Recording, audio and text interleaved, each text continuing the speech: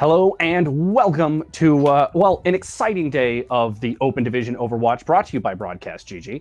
I am Green Havoc and I've got a couple analysts here, but before we get to them, before we introduce them, let's talk about these teams real quick because we've got teams playing for a lot.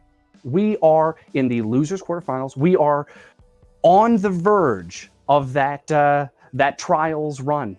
Who gets to go there? Who's going to fall short? And where will the narrative take us? We're going to find all of that out in just a bit. We have GOATs going up against ArticGG. So for this game, we've got Frito and we have Pulsable. Guys, how are we doing? Are we excited?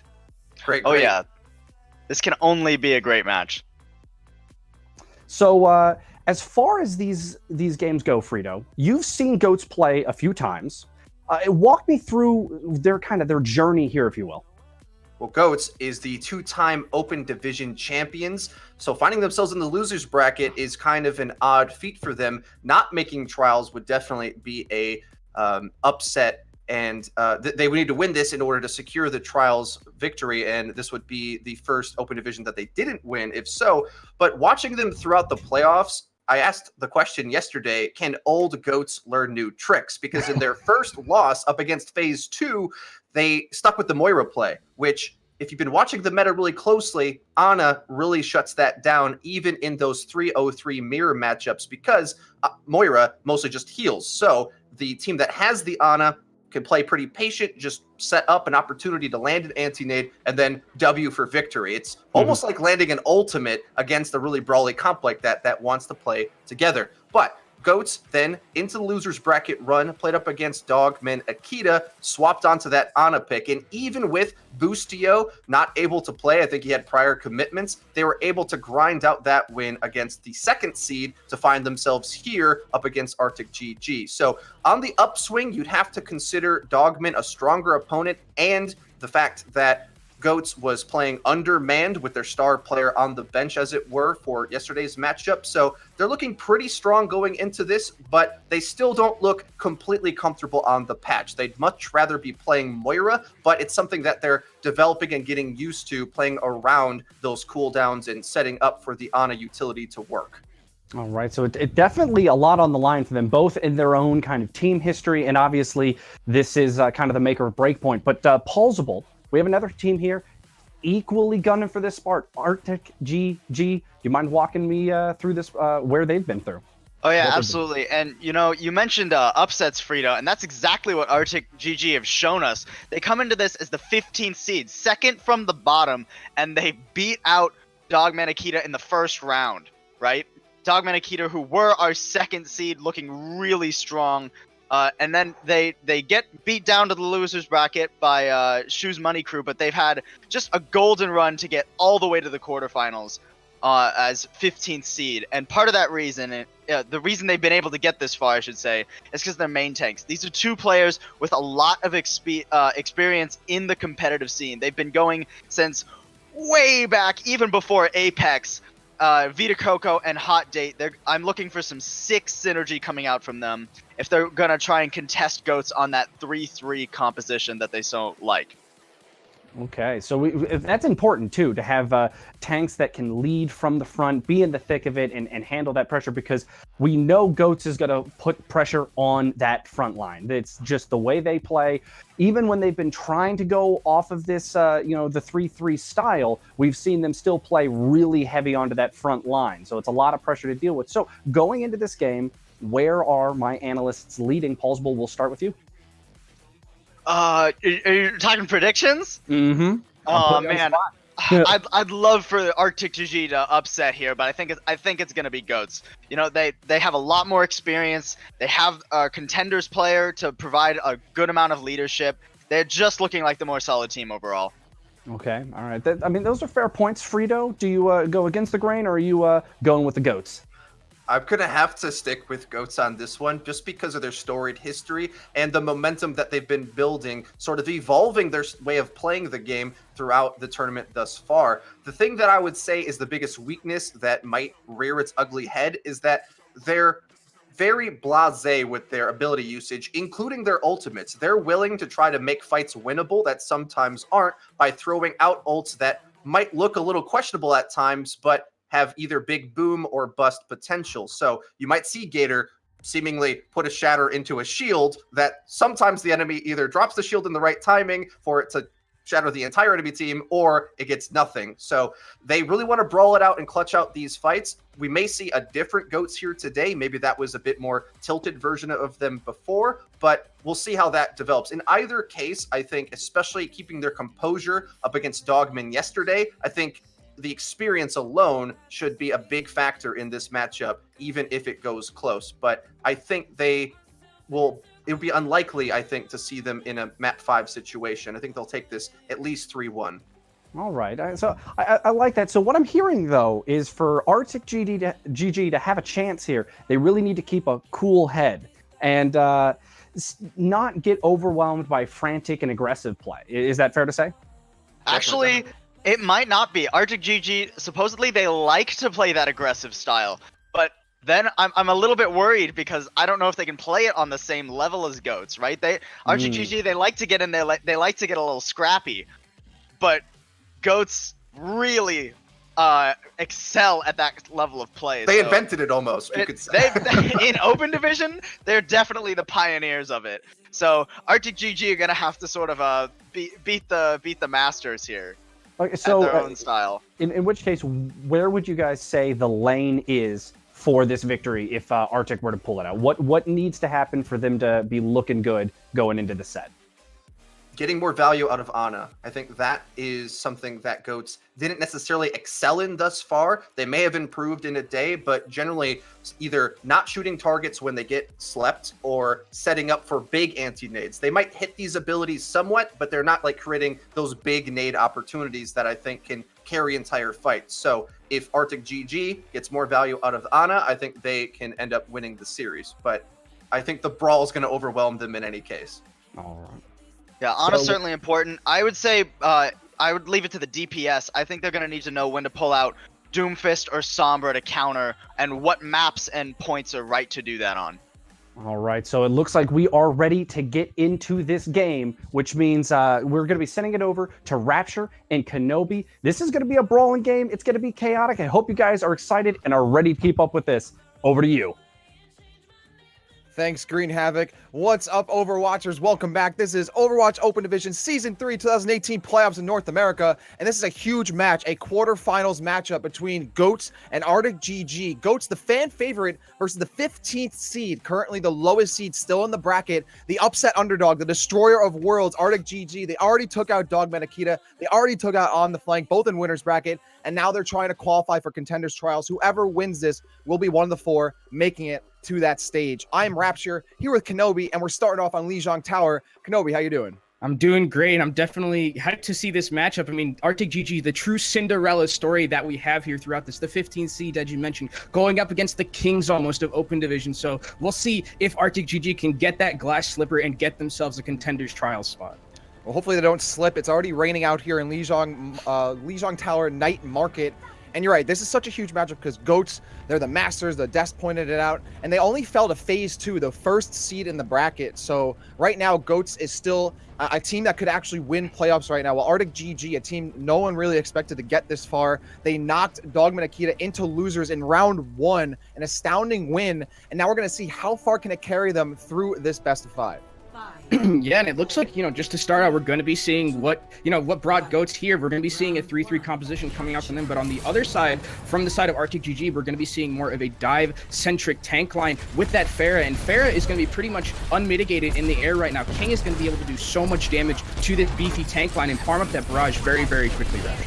Yeah, exactly. King can farm from afar. Dove can use hacks and shut down the tanks. You still have the D.Va for the defense matrix, and you have the Winston to close the gap on anyone trying to get away. So you can see already how the red side, ArticGG, trying to acclimate towards gates, and you already know how they're going to run out of the gate. GOATS, that is, out of the gate. And now Gator going to get bopped around in the corner, but it will be a quick pickup here. GOATS steals the point under the noses of ArticGG, and already it's getting contested, but GOATS holding on strong.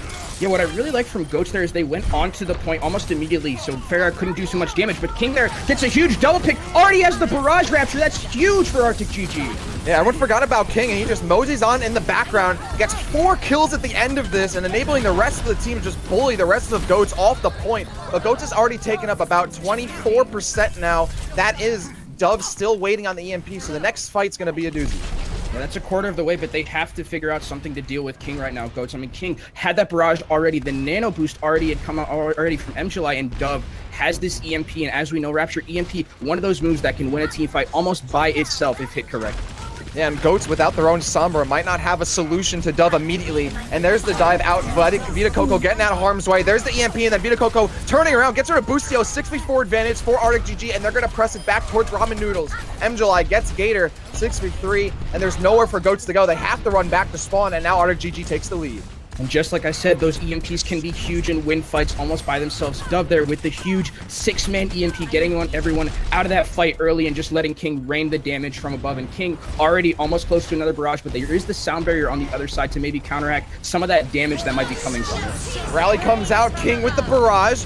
Hot Date gets there a bit late, but the barrage doesn't connect. Arai finds King. 65 advantage now for Ghost, and they're going to go up to the point with Arai on the self-destruct, but the self-destruct comes out first from Hot Date and it catches Gator. Now everyone caught up in the Graviton from Sit, but the kills don't follow up immediately. Arai still alive for Ghost with the self-destruct, but they got to get rid of Shields and Matrix first. Hot Date goes down for Sit. Boostio getting rid of him after they get knocked out of the cockpit. And with that last-ditch effort move here from Goats, they are going to get this fight eventually, but the sustain here from ArticGG, the extra healing stone from MJuly until they go down means they can continue to hold on to it, pushing it still super close. They still are holding on. Finally let it go at 78%. Yeah, they finally got it, but again here, look at the ultimates. Dove has that EMP, nothing really to counteract it this time for the side of Goats here, and then they're going to have King again already on this fair, been showing so well how much he can farm up that barrage, but there is the Shatter, there is the Coalescence. Boostio about to have another rally in this fight. Sit just grabbed and has another grab, so Goats looking very, very comfortable with their ult economy on this last point. There's a Coalescence coming out, Earth Shatter, cracks the ground, whiffs, doesn't find pay dirt. Meanwhile, King harassing downstairs. Arai gets Vita Coco, and they're looking for more, trying to keep the rest of ArticGG away from the point as long as possible. Yeah, and Ghost there used 3 ultimates. They kept the Graviton, which is really going to be what needs their win condition for these next couple of fights. We might have 1 or 2 left with this percentage, 62%. We're about to have maybe 1 or 2 fights left, but King, again, with the barrage, the nano boost available as well. It has to be huge for the side of ArticGG if they want to recapture this point, because Rapture, we don't have a lot of time left on this map. Yeah, absolutely not. It's getting down to the nitty-gritty. King has barrage, gonna go up into there, try and get... There's the Graviton, but the barrage on the point gets some damage now, but it's Sit and Tenta who get kills off of Goats' Sit Graviton Surge. Sit then gets down Vita Coco, big advantage for Goats as we move towards what could be a very little window here, Kenobi, for the last fight. Yeah, and they might not even be able to make it back. Unfortunately, King and MJuly, maybe just a little bit of miscommunication for that Farah Nano Barrage. No one was in the sightlines, and King completely whiffed on it, and now they have to get back onto the point. It'll just be a stall, and it's going to be a brawl on the point for this last fight, Rapture. Hot Date gets a toe on it, uses self-destruct, but the Gator shield keeps Boostio alive as well. Also their shield up. Coalescence, and then the EMP that gets put down by Dub, and then goes to cover immediately as Vita Coco finds Sit. There's no bubble to keep alive, gets a Primal Rage. Aether gets King, and now the sound barrier keeping them, bolstering the rest of the Goats alive here as Tensa, along with Itchar, are just keeping Arai alive as long as possible to harass Vita Coco. Earth Shatter helps get rid of Dove. Overtime ticking away, and Goats just complete control of the point. It's gonna be a little bit of a mosquito buzzing around in their ears. Though Hot Date does get nano boosted, is that enough to hold the point? The self-destruct is gonna try and counter this. Hot Date cannot get the cover, gets D-Mech, Sit gets the kill. Overtime ticks down, and Goats takes the first round of Lijiang Tower. And something that I really like from Tensa there in that last fight, he stayed out of the LOS line of sight of that EMP. You know, sometimes with that EMP, if you don't have it as a Lucio, you basically become a potato, right? So you got to make sure that you stay away from that EMP. And he just stayed right in the section where he wasn't going to be able to be hit by it, then was able to come back with that sound barrier and sustain his team throughout that last fight. And Goats take a 1-0 lead. But Rapture, this is a very close series so far. I love what these two teams are bringing to the table. Yeah, feeling each other out here, trying to get the download going, but it'll be up to those internet connections to see how successful that'll be. Moving on to Lijiang Tower Gardens now. Yeah, Goats with that little lead here that they've gotten for themselves. One more round, and they'll take control as they're going to push out with Sit on the Roadhog, so obviously looking for the environmentals here. But we have a very chunky composition coming out from ArticGG. MJLA on the Transcendence, though, to kind of change things up. Yeah, interesting decision from Sit here to play this Roadhog. Maybe going to try and get a few picks, maybe get a few hooks. Also, you have that shield breaking capability that is very huge, but you lack the Diva. Or actually, you don't. You still have the Diva. You just have a lot of tanks here, a lot of beefy frontliners. So interesting that Sit's going to be here. Unfortunately, it's going to let Dove farm Graviton Surge very, very quickly here, already at 63%. Yeah, Goat's kind of wavering here on the bridge, and yes, Sit's going to reset. There's no point wasting time, and at that point, Kenobi... Goat's faltering just a bit, but they know all hope is not lost. They've already got a Coalescence about to pop your Breaker, so they have a way to get back in.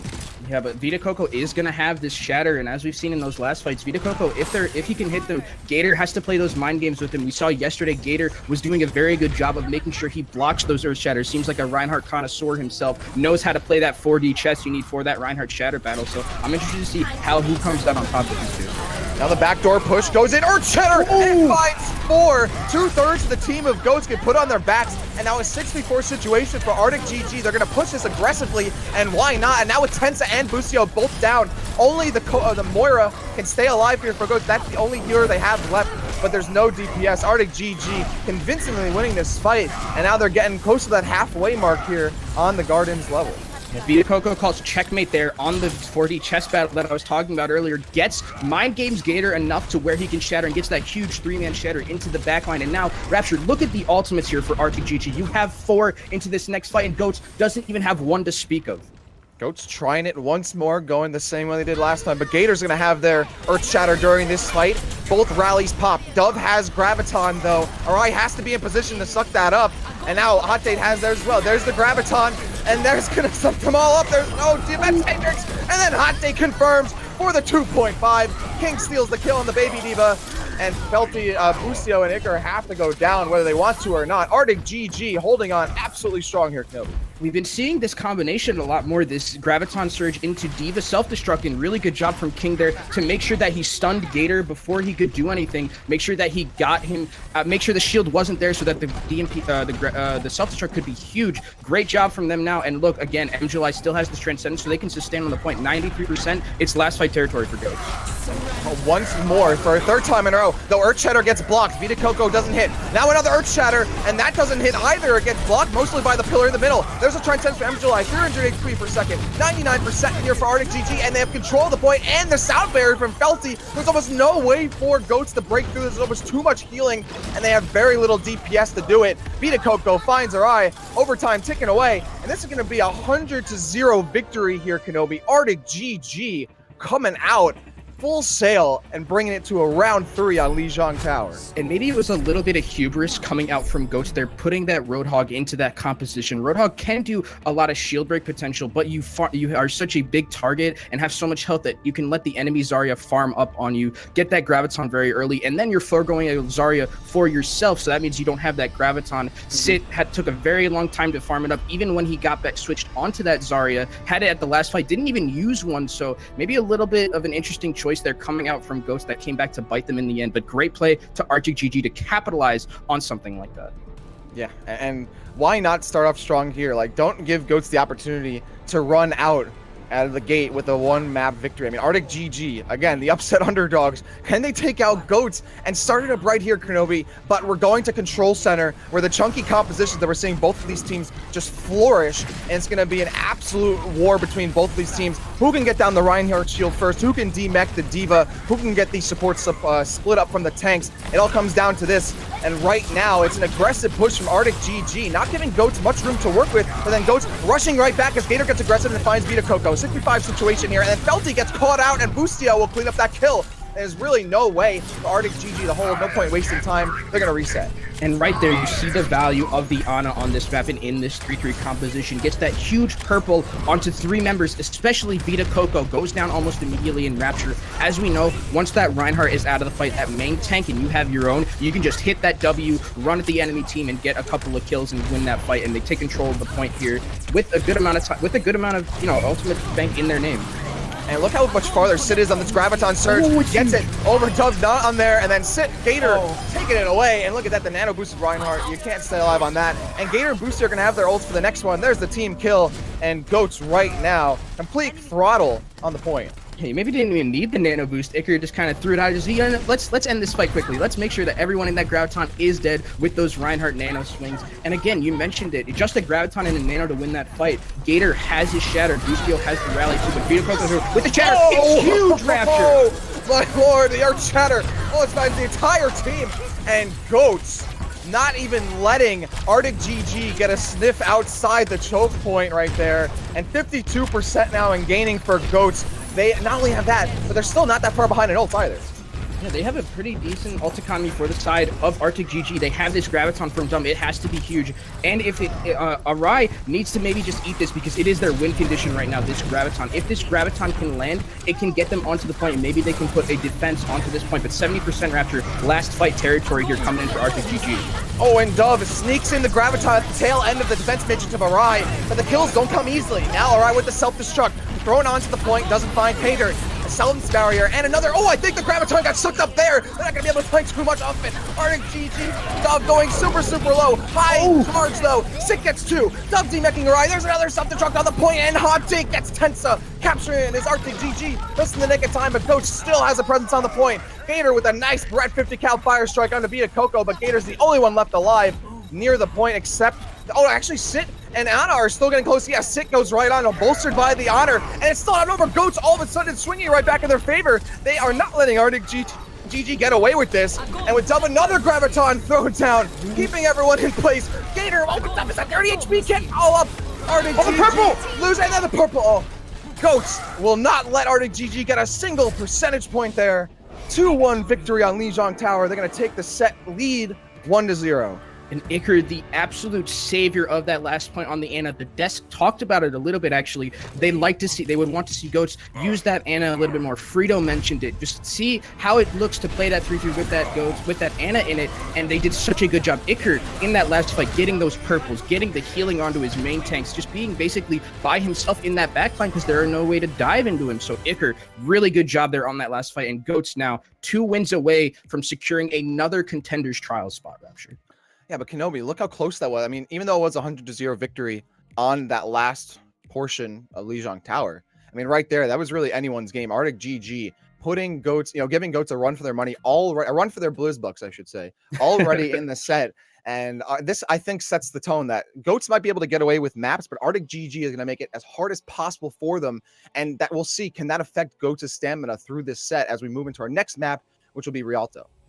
And it's going to be interesting. You mentioned Rapture, the kind of war of attrition that we're going to be seeing from these two teams. As both these teams like to play their 3-3, that's kind of the name of the game. Is going to be the war of attrition. Who can win out? And ArticGG definitely putting up a fight. I mean, we talked about it before. They beat Dogman Akita, the 2nd seed in this tournament, and now they're putting up a fight against Goats. It looks very, very like a close match that I didn't expect it to be going into this.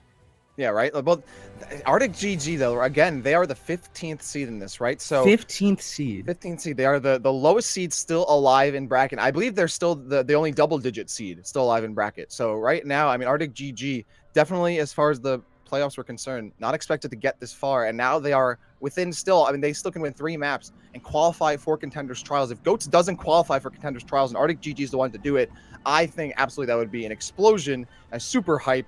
And ArticGG would be setting themselves up for quite the run into Trials 2 with all that momentum. Yeah, and because Goats, I mean, these are 2-time winners of Open Division. They won last year, they won the season before. So losing now before you even make it into Trials would be such a, as you mentioned, just an explosion in Open Division. It's never happened before, and eventually that king has to fall. But Goats here is trying their best to make sure that they can get back to Contenders Trials again and again, win another Open Division playoffs. But ArticGG definitely has something to say about it, as on the defense here for the side of ArticGG, looks like they're bringing out their own 3-3. Gonna have MJulai on that Ana. We saw on her on Lijiang how important that Ana can be in these fights, getting it instead of the Zenyatta. I like this pickup for them. Gonna have those huge anti-nades. And on the offensive side, looks like we're gonna be seeing Sit again, maybe on this Roadhog. Interesting decision. Yeah, what do you think about having Sit on the Roadhog while Dove is still on the Zarya? On this map, actually, I like it a little bit better because you have a lot more of those environmental kill abilities. On Lijiang, you kind of didn't really have those, but here you can hook people into the water if you're good enough, and Sit, as we know, basically a very good DPS player, can flex over to this Roadhog and can get those environmental kills. So I like it more on this map, but foregoing the Zarya is still a little bit iffy for me. And what I love is seeing MJuly on the Ana, Real. Oh, a boop already, a king just shoulder pass is sitting right in. Yeah, MJuly with the Ana will be able to just bolster, heal, completely boost this team that's is going to be clumped up even tighter because of how Rialto's geometry works, how tight and claustrophobic the map is. And look at this already. Look how aggressive Goats is being. This is their spawn, not ArticGG. I mean, it's ArticGG spawn, but I think Goats is like, nah, this is our spawn too. Yeah, and I love the way that ArticGG is playing so aggressive here. The charge coming in from Vita Coco and the huge purple. They're actually going to get a couple of kills here, most likely Rapture. And ArticGG is just giving it to Goats right now, not letting them out of spawn. Yeah, this is crazy. Yeah, and right now, ArticGG, I think they're going to try and circle around and Sit, looking for a backdoor push. But yeah, Goats getting more kills here. King and Vita Coco, the team names and still in game are switched up. Yeah, so King and the blue side here of ArticGG holding, you're right, Goats in spawn. This is crazy. Goats literally hasn't been able to break out like within 5 feet of spawn. And look at the ultimates now that you have for ArticGG. You have the Shatter, you have the Graviton already. The Rally is going to come out. They're going to be able to stall a little bit and sustainably. Oh, the Shatter comes out, but the grab to return. Oh, and then the counter Shatter comes through, finds 2, Dove and Kingo down, and then Vita Co trading with Gator on their charges. There's a transcendence from Acre. The payload still has barely gotten past that first point. Self-destruct coming through. D.Va not going to find any kills off of that one. Comes right back into mech. All right, going into Vita Coco's face, and Vita Coco then charging. Finds Sit, but Sit doesn't go down. Felty then gets the kill on the Gator. A slight advantage here still for Goats for the time being. And now ArticGG. Yeah, the 2 point. Oh, wow. Tensa, I was like, all right, that's you get a little time hanging out at our spawn. Now it's time to play. But still, ArticGG took 2 minutes off of Goats there, just putting them in spawn. I love that aggressive play. That's what you need as that 15th seed. You need that aggressive play. Don't take any prisoners and just go into that point. And they did a masterful job of holding them onto the point with their ults and with that aggressive play. And now they're going to have a chance to recontest with only 1 minute and 48 seconds. Not a lot of time left for Goats. And Vita Coco didn't have the shield nearly in position in time. Dove does go down, but stayed alive. Self-destruct just above Gator, but it only does shield damage and some damage to Gator and some of that back line, but not too much. All 3 of them were outside of the shield Gator, and then Gator just left as they're going for the charge. There's the cleanup, and again, ArticGG in the blue, holding off Goats, and we've barely seen Rialto. I'm trying to go sightseeing here, Kenobi. Yeah, I mean, we're in Italy. We got to go sightseeing. We got to see the rest of this map. But ArticGG just want to see the first point. They said, that's enough. We'll go back to the hotel after this one. I can't stress enough how awesome it is to see the coordination between King and Vita Coco with these shatters and stunts. It's something great to see. ArticGG again getting aggressive. They don't want to let go of positioning of the payload. They want a little bit of that extra healing, some cover. To hold that corner too would be great. They have something to take care of there. Self-destruct up above, but a little too high up. Doesn't find Pater. Vita Coco with the charge to Boostio. And another counter charge, but Gator only barely clips Vita Coco, so they get throttled and catapulted into the air. Gator falling back, gets hit by the Fire Strike, and Vita Coco looking for another Earth Shatter, but Gator's going to get to theirs first, along with the rally from Boostio. They should be able to turn this right around. ArticGG can't overextend here, or they're going to lose a lot of bodies. There's the rally. Gator with the Earth Shatter, and there's 4. That's exactly what they needed. And then Goats keeping them alive. Great 1-2 ultimate play there. The Earth Shatter, then the Graviton. So much crowd control. There's no way for ArticGG to get away. The Gator, Goats, despite that big win, they still have 20 seconds remaining here. They're low on time, but at least the payload's moving. And finally, ults come online for Goats. The huge shatter from Gator into the Graviton from Sit. No amount of healing is going to save you from that. And now they might not be able to get a recontest ArticGG. They're going to try their best, but it doesn't look like they'll be able to. No, they will. The Lucio Sunbury comes out. They're trying to recontest this Rapture. Goes right in. Oh, there's an Earth Shatter. Oh, Vita Coco charges in and then turns around and Earth Shatter finds both tanks. But Goats is still staying alive. ArticGG with the trading self-destructs, and both teams not going to find much off of them. Still a scramble on the payload. It's close quarters combat. MMA in the cage. Sit and Gator getting on the board. Overtime ticking away. Goats has to win it, and they finally do. But it's still not over. The peak of the mountain is still far away here. ArticGG. Oh, Vita Coco has to be careful. I think they got the close spawn, so they're just trying to reset. But either way, yeah, ArticGG still have a lot to hold. And Goats has a lot of ways to go. Yeah, in 2 minutes, you know, the way they were doing it on that first point, they can definitely hold this for 2 minutes. In the 11th hour there for Goats, very lucky that they got that last point in overtime. Had those ultimates come online, the picks came online as well. But again, here's the ultimates that we have. We have Dove's Graviton, and as we've seen so far, Dove with these Gravitons has been absolutely huge. But Gator with the Shatter and the Graviton as well. Can they get another combo to push this to that second point, Rapture? Everyone jumping down. Oh, Sept sits under the bridge. They don't see the Zarya waiting for the Graviton. Great play there from Goats' Sept. And ArticGG falls right into the trap. They can't even get away with the cheese. And Sept is on a 15 kill streak right there. Another team kill. And Goats has once again got some grease on the wheels. Sept absolutely putting the carry pants on right now for his team. Had that huge Graviton that won that force point, and then gets this next Graviton, a 5-man, gets everyone inside of it, and then Gator was able to just swing with his Reinhardt hammer and do a lot of damage. It looks like ArticGG is going to try and recontest, but the huge shatter from Gator again, Rapture. Yeah, Vita Coco off to the left, not in position to keep his team alive, but only 2 go down, and that huge loss. There's a self-destruct, all right, really just doing it to stay in the fight. And ArticGG can still bring this back, but they lose both their Rhine and 2 supports. Now it's definitely Goats' win. They're going to push this easily to the second checkpoint. ArticGG again have to hold about 2 minutes and change on defense for third phase. Yeah, I mean, with everyone's on fire for the side of Team Goats, they're just rolling through ArticGG right now, and unfortunately for ArticGG, you are using a lot of ultimates that just aren't hitting Pater. You're trying to trade, but unfortunately for Goats, you're using the Aura Coordination a lot better, and Gator again has this Shatter. He had one in that last fight, Rapture. It's basically a cooldown ability for him, as well as Sept's Graviton too. Yeah, right. Like, it's his E every 8 seconds almost. Gator just cracking the surface. There's a Graviton, another Earth Shatter, another Earth Shatter. They get put down. Dove gets put down. Now Gator trying to pick up some desserts here. Only gets King. Not too much of a sweet tooth. Gator going in for more. And in the background, Icar just throwing down so much damage. And the Discord orbs are huge. Just sitting Gator able to clean up easily off of those. And then with a recharge from Vita Coco, really they're just sacrificing themselves to the Overwatch gods. Now 1 minute and 35 seconds remaining. And Goats have the end of the map in their sights. Yeah, and they won that all off the back of one Graviton from Sept, who's at 70% again, Rapture. This is insane ultis that we're seeing coming out from Sept, and Gator has the Shatter. It can be huge. It can push them all the way through this last point. Self-destruct on the point. Gator throws down. Earth Shatter gets a kill on Vita Coco. There's a Graviton, but Icar's waiting with the Transcendence. Great play. Hot Take goes in, but their Discord is super low. Another Graviton. That's not going to be sucked up by anything. And with everyone held down on ArticGG, there's nowhere to go. They're getting pinned. And then Arai finds Hot Date, throws him some flowers down the drain. Not worth it. 15 kill streak for Icar now. The payload is within meters here, and we're down under a minute. The Goats will see it through after a hard hold for ArticGG on the first phase. Goats gets through and never really stops. What great composure from Goats there. I mean, you were basically getting bullied in your own spawn for 2 minutes, and then you come out and you just start rolling over the enemy team of ArticGG. They just didn't know what to do with them. Sept, absolute monster on this Zarya, getting Graviton basically almost every fight, like Gator's Shatter, basically every fight. They were just farming ArticGG for all that they were worth. And I mean, after the first 2 minutes, you wouldn't have think that they would end this map with any time at all. But with a minute left, after that business that you had in your spawn for those 2 minutes, you definitely take that if you're Goats.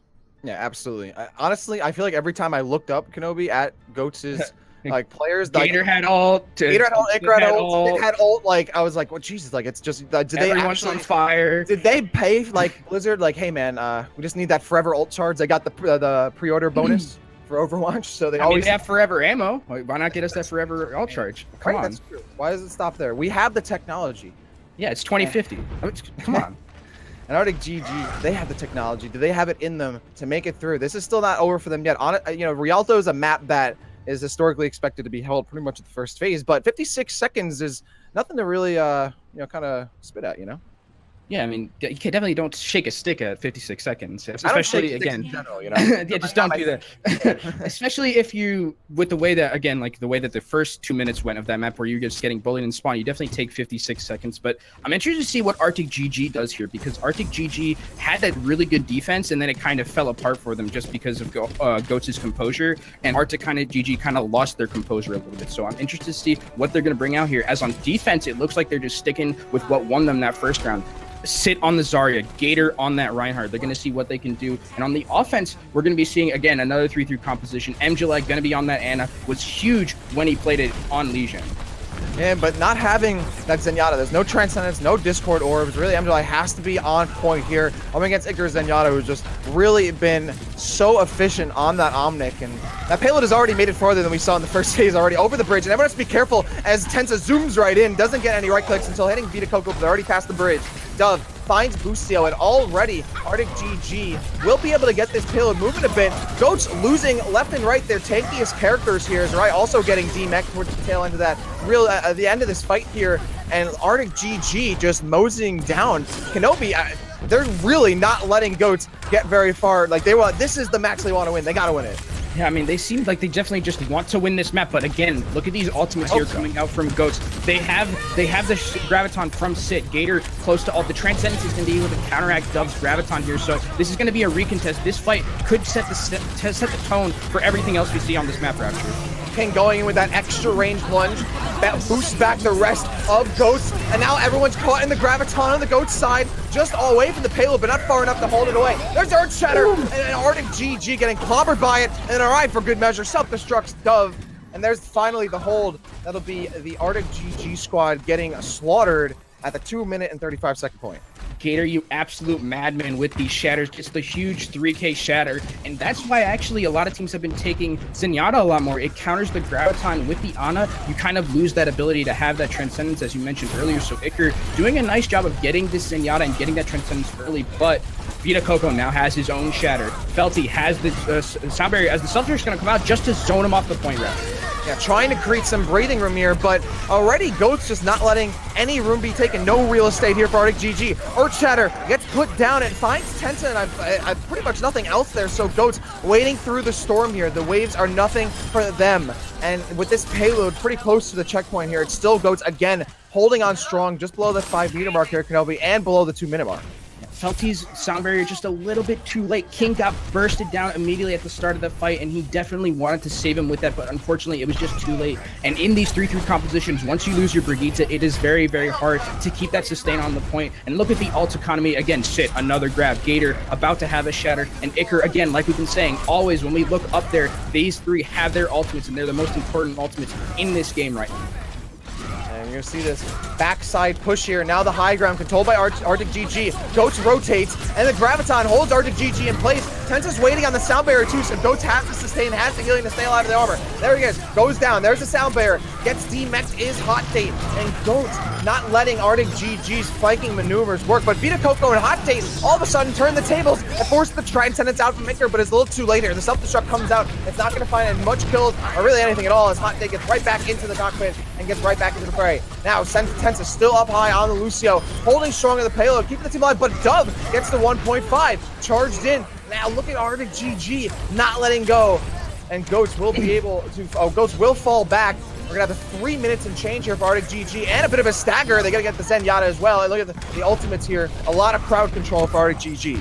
Yeah, and in that last fight, Gator loses the Shatter battle eventually. Vita Coco puts his shield up at the exact perfect time to block the Shatter coming out from Gator. And now, again, as you mentioned, the ultimates here for the ArticGG. They have the Shatter, they have the Graviton Surge as well, and they might be able to use these ultimates to push them through. But Sit, again, has his own Graviton, but he gets eaten!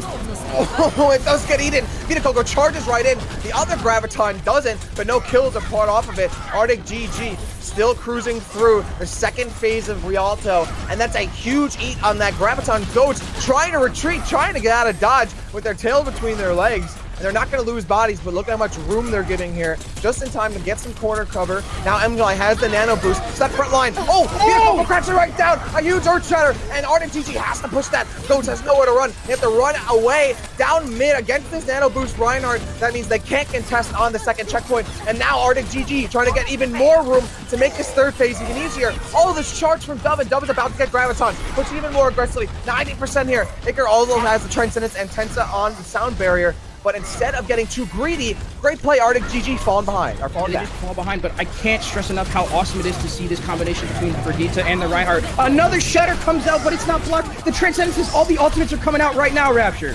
And the Graviton keeping everyone in place, so the Earth Shatter cannot be entirely followed up immediately, but Goats will eventually sign that check and cash it. The kills come through, and now 3 minutes. ArticGG has time, but their team killed once again. Yeah, they have to make some economy pushes right now, most likely, because look at all the ultimates that you have for GOATs. You need to whittle those down. They're about to have a 5-pack of ultimates, and on your side for RTGG, you have very little, so you need to really just make some economy pushes. With 2 minutes and 45 seconds, you can make 1 or 2 to try and get those ultimates out of there from the side of the GOATs. High ground once more for ArticGG, but they don't have too much position. Yeah, and they just clumps them up for this easy graviton. And then the Arch Chatter gets blocked entirely. The shield was waiting for Gator. Now a self-destruct. And another Earth Shatter. That's not going to find much there. Team's just letting these ultimates loose here, Kenobi, with absolutely no care in the world. Everyone is still alive. All those ultimates were burned. And now they're just trying to scramble for kills. Gator finds themselves out of position with tanks on either side, but Sit gets 1.5. And anytime it's winning a fight here, oh shit! Gator and Sit, oh my god! Sit melting and then taunted on him. That's a combo right there. 2 minutes remain for ArticGG. Sit tells ArticGG to sit down there. Had grabbed twice during that fight. I mean, what an insane player this guy is on this Zarya. Always at high charge. And now they used a lot of ultimates in that last fight, but Iker again has this Transcendence. Gator has this Earth Shatter as well. It can counter what Dove is going to bring to the table with the only Graviton, the only ultimate ArticGG has here. Oh, another Earth Shatter. Oh no! You don't want to be going down that hallway. You don't have a hall pass. And Gator bounces you over to the principal's office. Set takes a couple kills, Busio as well, and another 30 seconds and more lost here for ArticGG, Kenobi. Yeah, you got to get those hall passes signed, right? You can't just be walking around with no signed hall pass. That's not bad. Goats is just going to send you right back, as you mentioned, to the principal's office. But again, Dove has to be huge on this Graviton. We've seen it before. He needs to be huge, but there is that Transcendence to counter it. And if, with minute left, this is last fight territory for the side of ArticGG, Rapture. Dove has the Graviton, waiting though. They know that RI is looking for that, gonna have that defensive matrix ready. MJLI and Felty on their support ultimates, and we're gonna have a left side push as Hot Date going over mid, trying to get a pincing maneuver come down onto Code, onto ArticGG. And now both teams trading Gravitons. There's the sound barrier. ArticGG trying to break through his Ghost is entirely purple. Now it's self-destruct. Or rally self-destruct all the way up in the air. It seems way too far. And Dove finds Gator, and Gator in a sticky situation. Now Arai trying not to get melted. They need as many tanks alive as possible. Ghost cannot be losing health. Iker goes a kill onto MJLI. Dove does get the teammate onto Arai, and they find Iker outside in the back line. Boosie also getting separated. Goats getting separated left and right here, and that sets up ArticGG to get to this last corner. But Kenobi, we're at the 15-second mark. Goats can still hold this. Yeah, the Ghosts can still hold it with the ultimates they have, but this is last fight territory for ArticGG. They have the Shatter. They have, or might have Dove's Graviton in this next fight if he can farm it up. But again, the Graviton comes out from Sit, and the Shatter to counter it as well. Oh my. And there's no Earth Shatter, but it's blocked. Great block there by Vita Coco, and now they're trying to turn it on him. Self-destruct on the point. Is there a shield there in time? There is. But falling back. Oh, ArticGG holding Ghosts in place. And MJLI gets hit big biotic grenade. There's two. Vita Coco going for more. King and Dove stealing kills out from under their noses. And with the Lucio getting staggered a bit, there's no one there to speed boost them on the point. ArticGG, they're not done yet. They're not letting Goats get the 2-0 lead just yet. They're completing Rialto. We're going to yet another attempt. I mean, what a match that we have so far. It's back and forth. Both these teams. This is, by the way, this is a 15th seed from ArticGG that we're seeing right now. A team that beat Dogmen, a team that we never expected to be here, and they're going toe-to-toe with the back-to-back Open Division champions. I mean, what a phenomenal series we have available to us in this series. Yep. The two-timer versus the upset underdogs in Rialto right now. This could be where the tide changes, Kenobi. If ArticGG gets this map win here right now, all of a sudden they have momentum going into a third round, going into Assault, which can be a game type that stresses out even the best of teams. and all of a sudden ArticGG in contention to potentially tie this up. Again, remember the stakes here, folks. This is Contenders Trials qualification. Whoever wins this is one of those 4 teams moving on to Contenders Trials. So much on the line. If ArticGG got into Trials as a 15th seed, I believe that would be unprecedented. Yeah, I think that would also be the lowest seed to ever get into Contenders Trials through Open Division. I believe that's what the math would check out with that. Caster math sometimes isn't the best, but I believe that is what is true. And for the side of Goats here, they're just going to be sticking to what's tried and true for them, the 3-3 composition, the 3-3 composition that's named after them. And on the offensive side, again, another 3-3 composition. These teams are just going to try and brawl at the start of this map. Really, it's always been that difference maker of the Zenyatta or the Ana, and we're seeing both of those picks pay off at different times here. There's really no better pick than one or the other at this point. MJLI really keeping pace up against Edgar on that trend, ascending Zenyatta. And now it's another contestant on the bridge. Which team can make it over? Vita Coco trying to make some room for the team, charges right in. Oh, almost getting booped off there is Hot Date, but they get that booster just in time before they hit the surface of the water. But look, not much room here as Vita Coco loses their barrier, has to swing through. Great bubble there from Dub to keep the front line fortified, and then gets the kill on a Boostio, and Gator is swinging so overextended, has to fall back and force Arai to use the defense matrix, and then chasing down the rest of the back line here, but Arai out of position gets demeched. Now, 16 seconds remaining here, and Goats moving, ArticGG moving forward. They did have that lower time, so they had the first start on offensive attempt. And remember, they're going to be in overtime, so really, ArticGG has no time to slouch here, Kenobi. Yeah, but the ultimates here for Goats are huge. Again, the three that we talked about, the Holy Trinity, the Grab, the Shatter, and the Transcendence, all available for Goats. And this is going to be the last fight. If ArticGG wins this, they can push it a little bit further through point A. But if Goats stops them, that's going to be it for them in this overtime push. And overtime is in play. Graviton. Oh, I think one of those Gravitons got eaten. And now Transcendence from Maker. Overtime still taken away. Sound Barrier comes down from Felty. ArticGG. Oh, the self-destruct. The tail to self-destruct. Who got the higher height there? And Arai with the altitude. Oh, the shot gets earth-shattered. And they're going to get mowed down by micro missiles, but they're still alive. Goats trying to hold on as long as possible. ArticGG, they're going to lose. Now they're Mech, Iker, and Gator, and Arai getting on the board. And that's as far as ArticGG is going to go. Goats have set the bar right there on defense. And now they're going to push up farther. Whew.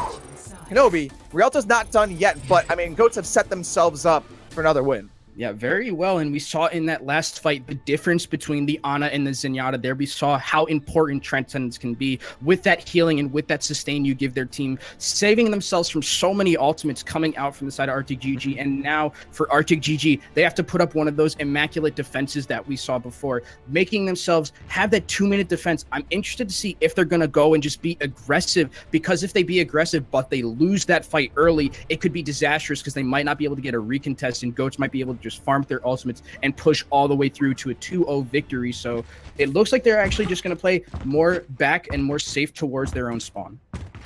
Yeah, this is really like, it's such a finicky situation, right? Because if ArticGG plays too aggressively, they set Goats up to get, a clean push. But if they're playing passive, Goats can kind of run over them, right? So it's like almost do if you die if you do, die if you don't. You really got to be on point. It comes down to those precision decisions here, Kenobi. 10 seconds to go. They're actually sneaking. They're sneaking to the left side of the spawn, to the right side of the spawn. They might actually be trying to just jump on them and surprise them from the right side, Rapture. Yeah, but this is a absolutely high risk, high reward play here. Vita Coco charges in, but Boostio trade. Now it's an all-out scramble here. Whose eggs are gonna get fluffed? Dub finds Tensa. Gator swinging away. So Gator shatter! Oh no, and they're lined up for it, and the kills come through. Goats are munching on them. That grass tastes great. And over now, minute and 35 seconds here. The bridge is pretty much all for naught here for ArticGG. And Goats is going to just walk it through. Can ArticGG get back in time? But still, about over a minute here to go, Kenobi. ArticGG has one more chance to recontest, but not a lot of room to do so. Yeah, they have one more chance to recontest, but Gator with the shatter. That was a 6-second shatter Rapture that we saw from him. I mean, what an excellent play. And again, this is last fight territory. King, the only one with an ultimate. MJuly with this nano boost also has to be huge. Vita Coco, 76% of the Earth Setter, has to start swinging and use their Fire Strike. A Graviton gets eaten! Another one! How many of them eaten here, Kenobi? Now Gator charges right in on the nano boosted player he caught. Dove gets caught out. Hot Date, D-Mecking. Oh, and ArticGG. Great place here, reducing Goats to just 2 characters. They're going to go ahead and get a 3, actually. And now they stagger a little bit, but Goats with 4 players still trying to contest. Hot Take coming in the clutch there with that E, and again, last fight here, Gator very close to that shatter, but Vita Coco has his own. If he can get this off before Gators, it'll be absolutely huge. Oh, Hot Date picking up that Fire Strike. That's big. Gator would have had the Earth Setter. Oh! Gator gets stunned, and then the Earth Setter breaks right through. Iker has the Transcendence to try and bolster Goats, but Gator goes down nonetheless. 23 seconds remaining, and ArticGG still holding the payload. And Goats, they only have one ultimate going into this, but Gator and Tense are about to have theirs, and might come down to this last Earth Shatter. Yeah, and King there with the Savior, getting that stun onto Gator there so that the shatter could come out. But again, Dove, the shatter comes out. It's huge from Gator. No, Vita Coco didn't have the shield in place. And Goats now with a chance. Sound Barrier comes out. Hot Date, oh, he boops the self-destruct onto the ground, but it doesn't get killed. Arai with the micro missiles. Felt gets killed. ArticGG with a few. Vita Coco, he throws out an Earth Shatter, but Arai kills him in the motion, in the swing.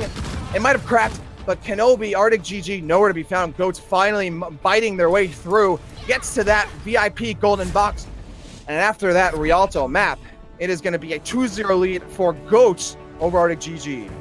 What a series we have, and look how close it is, and Goats taking the 2-0 victory, but a definite hard-fought 2-0 victory coming out from this team. I mean, at the end there, Vita Coco, I believe, was booped by that Lucio, and then the chatter could come out from Gator onto the back line, and there was just not enough sustain. Those supports were down. They couldn't get their ultimates or their healing off, and unfortunately, that ended it for the side of Team ArticGG. But man, are they trying? They're fighting tooth and nail to try and deal with these Goats that are just, I mean, what a series. Yeah, absolutely. And Sick getting so many votes at the end of that on the card, and I can't blame them. What a first two maps here on this set. I'm sure there's just absolutely, there's novels to talk about here, Kenobi, really, of Yeah. down in that set. So we got to throw it over to the desk. Green Havoc and the rest. What do you got to say? Well, you guys are 100% right about there is so much to talk about when it comes to this game. So we're going to get right into it. Frito, we were talking while we were watching this game about the ult economy and the way that Goats approaches it in a way unlike some of the other teams. Do you mind walking us through how they approach ult economy? I mean, to put simply, you might think of the term economy to be way too nerdy for the way Goats takes things. It's more like the brawl economy, more like Gravitons on cooldowns, basically. Goats, they take their engagements in a clutch, mid-fight, brawling way. They're not setting up their ultimates in order to have the big combos. They're instead looking to save the game and turn fights around and make big plays, which, as we said at the start of the cast, it's something that Goats excels in, and you may sometimes look at a Grav and say it's a little questionable, they don't maybe have the follow-up there, but it's always either pulling resources out of the enemy team or forcing them to fight in disadvantageous situations, and keeping the objective time, especially on the side of Goats. They just stop you from getting on the cart. They either prolong their ability to live on the cart, and over the course of the two maps, the big ults came in at the end. On Control Center for Goats, Sit used the Graviton early in the fight and was able to survive basically forever for another grab. There at the end, it looked like ArticGG had it wrapped up, but Gator again coming in with a clutch ultimate around the corner. Our casters called him the hall monitor, essentially. Man, he's bullying these streets, checking for your hall pass. Arctic had a grab in pocket as well, but you can't use it if the enemy presses Q faster than you and lands those abilities. So clutch factor with the ultimates, not really seeing it as an economy, but instead almost like it's a damage dealing ability instead on a cooldown. I imagine that also messes with the tempo of a team, really putting a lot of pressure on whoever is responsible for trying to keep track of these ultimates when they're coming out at what seems like a little bit more of a random, like, cooldown based interval instead of being what you would expect, where it's like, okay, well, it's been about a minute, so they probably have these ults. So I imagine that just puts way more pressure on Arctic. And as far as Arctic goes, we have seen some positives from them. They aren't playing poorly. These maps have been pretty heavily contested. So, I mean, I got to ask this question, is plausible, where are these inches coming from that they're not quite claiming these fights? What is going wrong, and what do they need to clean up a little bit moving forward? So you talked about tempo, and I think that's really it. ArticGG, they've demonstrated they really like to play aggressive. They like to get in Goat's face and mess with them. And when they do that, and when they can dictate a fight on their terms and use that high-paced tempo, they look good. You know, Vita Coco's so clutch on that Reinhardt. I can't believe some of the blocks he got. They take first point because he blocks what would have been a six-man shatter, right? And he's so good at pressuring down Gator in the front line. But the problem is that they're not managing their tempo as well. They're getting a little bit too aggressive, and Goats, on the other hand, have great management of the tempo. They know when they want to take fights, where they want to take fights, and how they want to take fights. ArticGG not demonstrating that same high-level knowledge of the game right now. That's where they got to make up this deficit.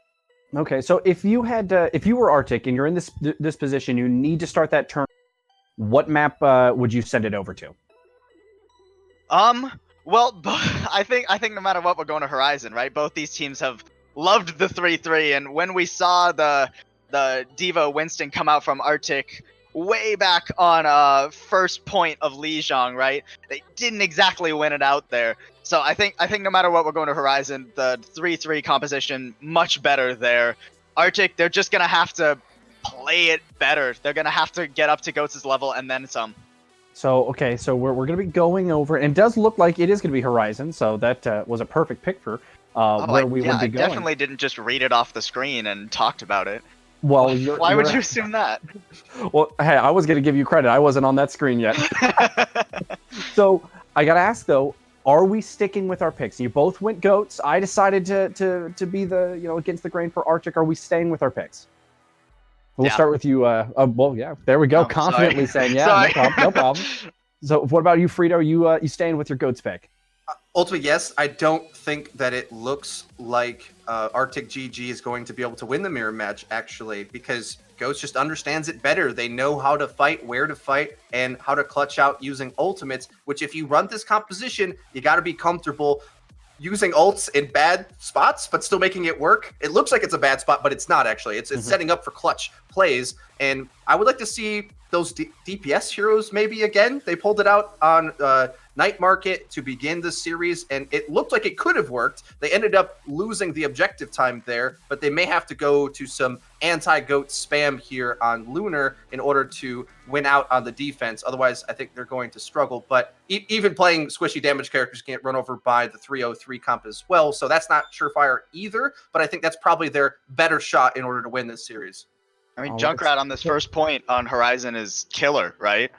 Like that's exactly what I'm expecting, is for ArticGG to get that Junkrat up on the high ground and just spam into those tanks.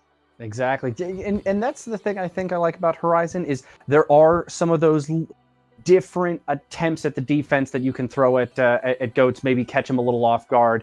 I am actually going to go ahead and stick with Arctic for at least Horizon. I might personally swap after that, but I'm hoping that they pull this back and make this into a series, and I'm sure the casters are there as well, because this has been a hype map and we are ready to hop into this game. So Kenobi, Rapture, this is on over to you guys. Let's see how this second half unfolds. Thanks, guys. Welcome back, folks. This is indeed Map 3, Horizon Lunar Colony. It is Losers Bracket, and one of these teams will be dropping out here. This is a Contenders Trials qualifier match between ArticGG and Goats. Goats, the fan favorites, the masters of Goats, of course, the founders, the president of it, and currently up 2-0 in the set, versus ArticGG, the 15th seed, the destroyer of worlds, the defeater of Dogma Nikita, the defeater of On Blank. And going into the set, despite the map score, this is really Kenobi. We have certainly seen this throughout the set. Such a close race for the win. Yeah, I mean, this is just, it's been such a close map. This is the part of the Cinderella story where the evil stepsisters kind of destroy the dress of Cinderella. And we're going to see if, they can get that special pumpkin ride, that dress, to get back to that and find their references, huh? I mean, I got to keep going with it. You got to keep that thread going, dude. So I really want to see ArticGG bring it back. It's been so close. Most of these maps could have gone either way. It's just a few hero plays coming out from the likes of Gator, from the likes of Sit and Iker. So I really think it's close. But if ArticGG can start making some hero plays of their own, it's definitely going to be a series that we have on our hands. Honestly, I think it's already out of our hands. Honestly, there's too much of a series. It's falling out of my hands here, Kenobi. Yeah, I mean, slipping through our fingers. Exactly. Like, I'm just holding all these series. But really, like, that last map came down to that Warden Archshadow that Gator hit, right? Like, not only the Hall one, right, had that Hall pass, but that last one where Vita Coco was in position to shield it. Had he blocked it, that likely could have been an ArticGG win. You can see how close a game of inches is. But yeah, exactly, millimeters, really. Like, this is crazy. But at this point, both of these teams want this badly. If ArticGG gets this, it would be such a big upset, such a huge win for them too. Not only the qualifier, but just to beat a team like Goats and deny them qualification would be crazy. And Horizon Lunar Colony, though, I mean, for this, I feel like Goats again might have a slight advantage, knowing how well they're good at the compositions that work on Horizon Lunar Colony. But ArticGG, they've been keeping pace this entire time. They're so close to taking some of these maps, Kenobi. It's too hard to call.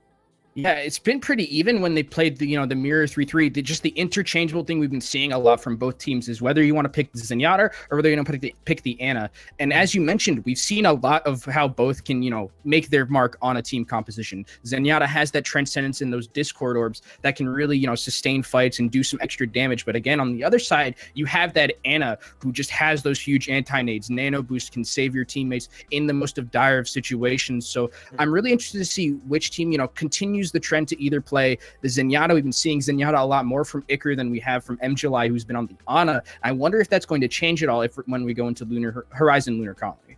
Yeah, right. Like this is right here, kind of where Goats can get a quick feel ArticGG. They already have that, but they can go into this map and kind of see how it'll work on Assault, right? Which is still a game type we obviously haven't seen in this set, but a game type that really can be a war of attrition. And after 2 really hard fought maps, how much stamina do both of these teams have left going into Assault, where you really need it, especially on point B of a lot of these maps? So yeah. And by the way, everyone, before we go into this, just letting you know, there is that lobby team bug still. So the team names in game will still be swapped. The overlay should be correct, but the team names in game will be swapped again, unfortunately. Yeah. So Kenobi going into this one right now, honestly, because it's so close, it's like these tanks from both of these teams hitting big ultimates. Are we going to be able to see like the crazy ult charge on Horizon Lunar Colony like we saw in Rialto?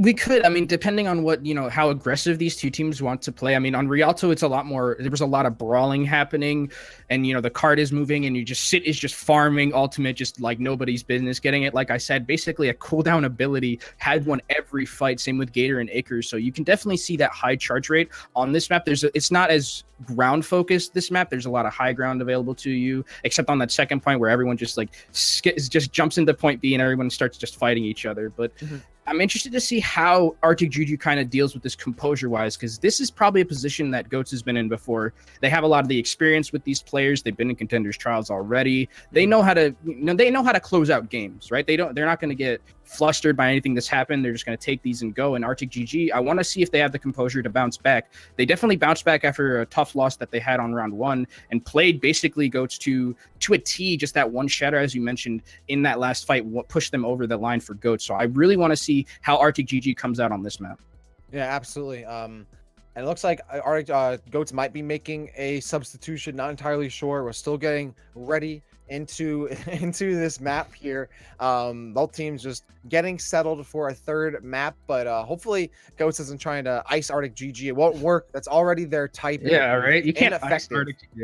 Yeah, that's an ineffective it has no effect. That's the Pokemon right there. You can't just fight ice with ice. And we're in Horizon Lunar Colony, which if you go out in space is super cold in the vacuum. So yeah, I think ArticGG, they're gonna feel at home here. Yeah, right. They're set up to win. This is home field advantage for them in that way, and it is their pick too. So they're going out of their way to play Horizon Lunar Colony here against Goats, which I think is a pretty bold claim or a pretty bold decision.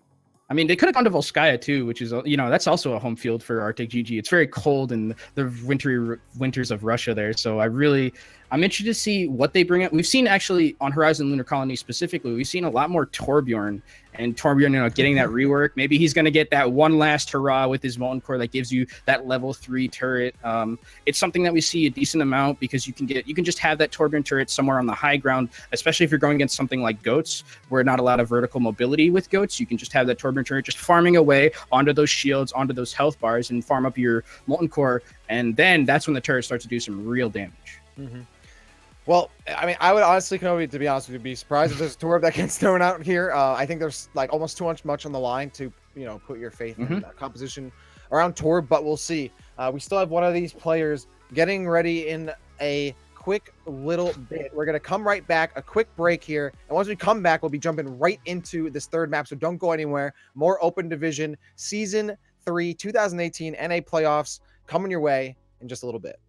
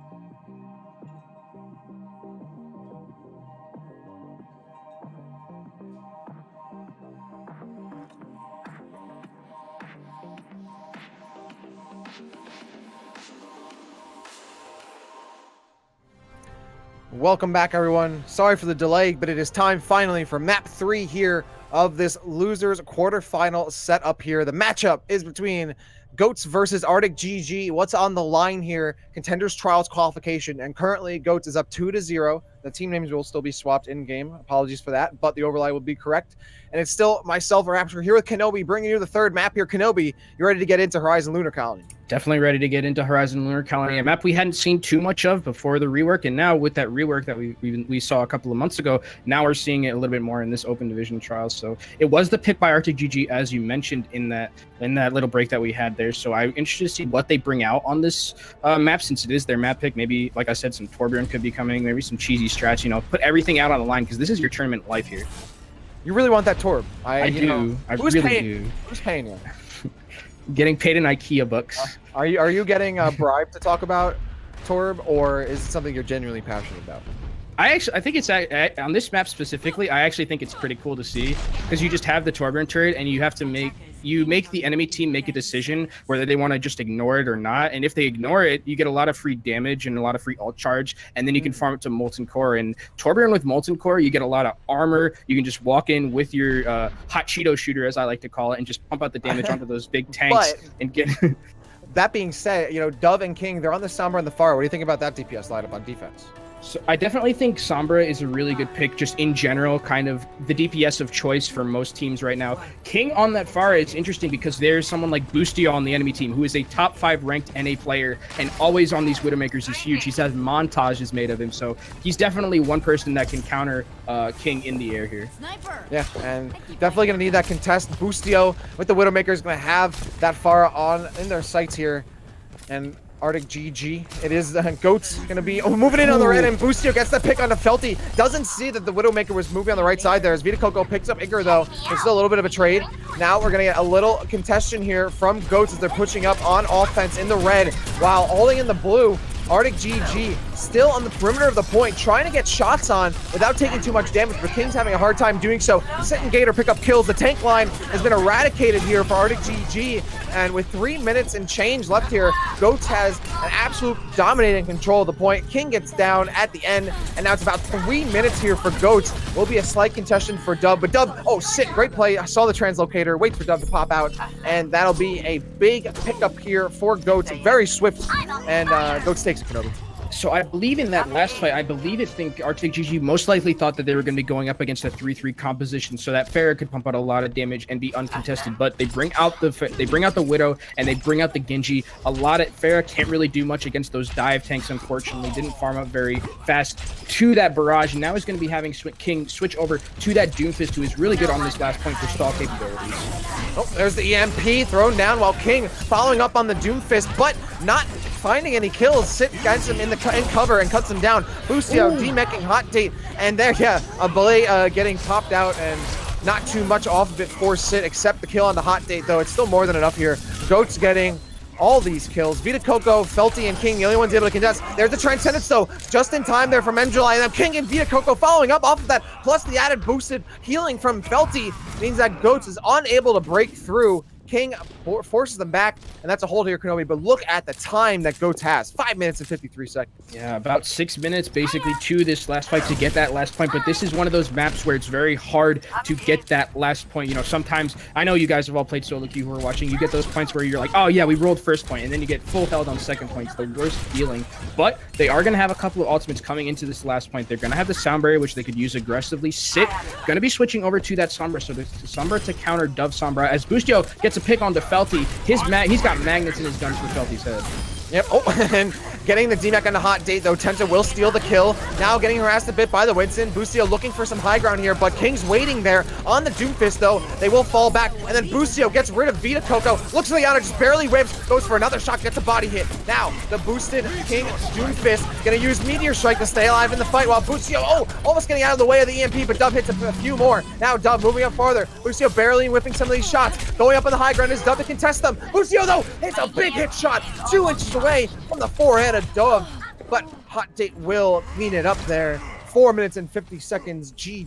Goats held back at about halfway through point B. King is doing a great job here with these stalls on the Doomfist.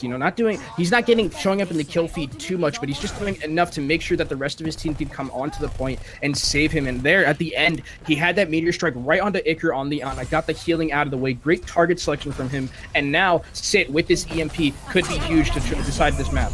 EMP comes through. Iker has the nano boost. Gator gets cut down though. So Goats has a few ultimates, and Goats not running Goats here, not working out against ArticGG. They can't figure out their way through point B. King and Dove, the just added stuns, the hacks, the crowd control, the DPS from that line of ArticGG. Goats can't handle it.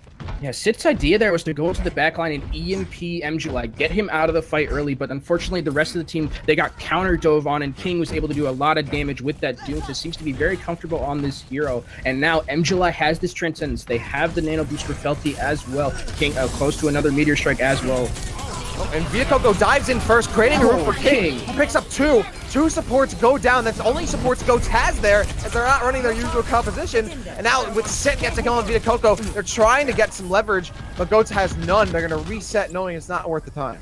Maybe the nano boost is coming out a little bit too over aggressive there from Felty. Didn't really need it. The fight was already lost after King had killed both the supports on the side of Goats there. But again, they have Dove with this EMP, and Sit also has one of his own. The one who can get the EMP with the most value here is most likely going to win this fight for their team. And Sit is about to have EMP. Oh, Sit and Dove are at the exact same EMP charge, literally mirrored right now.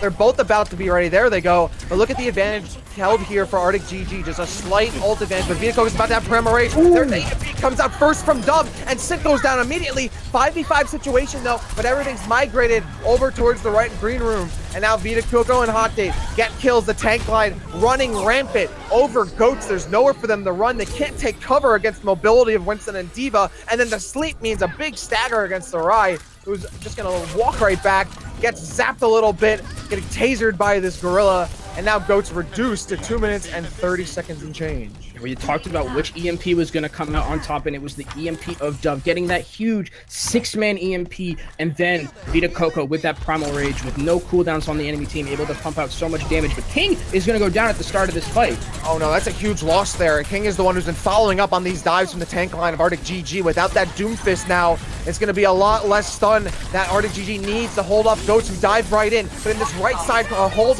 it's very little room to work with. Everyone's getting clobbered around here. Arai gets her to Hot Date, and now Goats trying to get some point here as they realize ArticGG is not on it.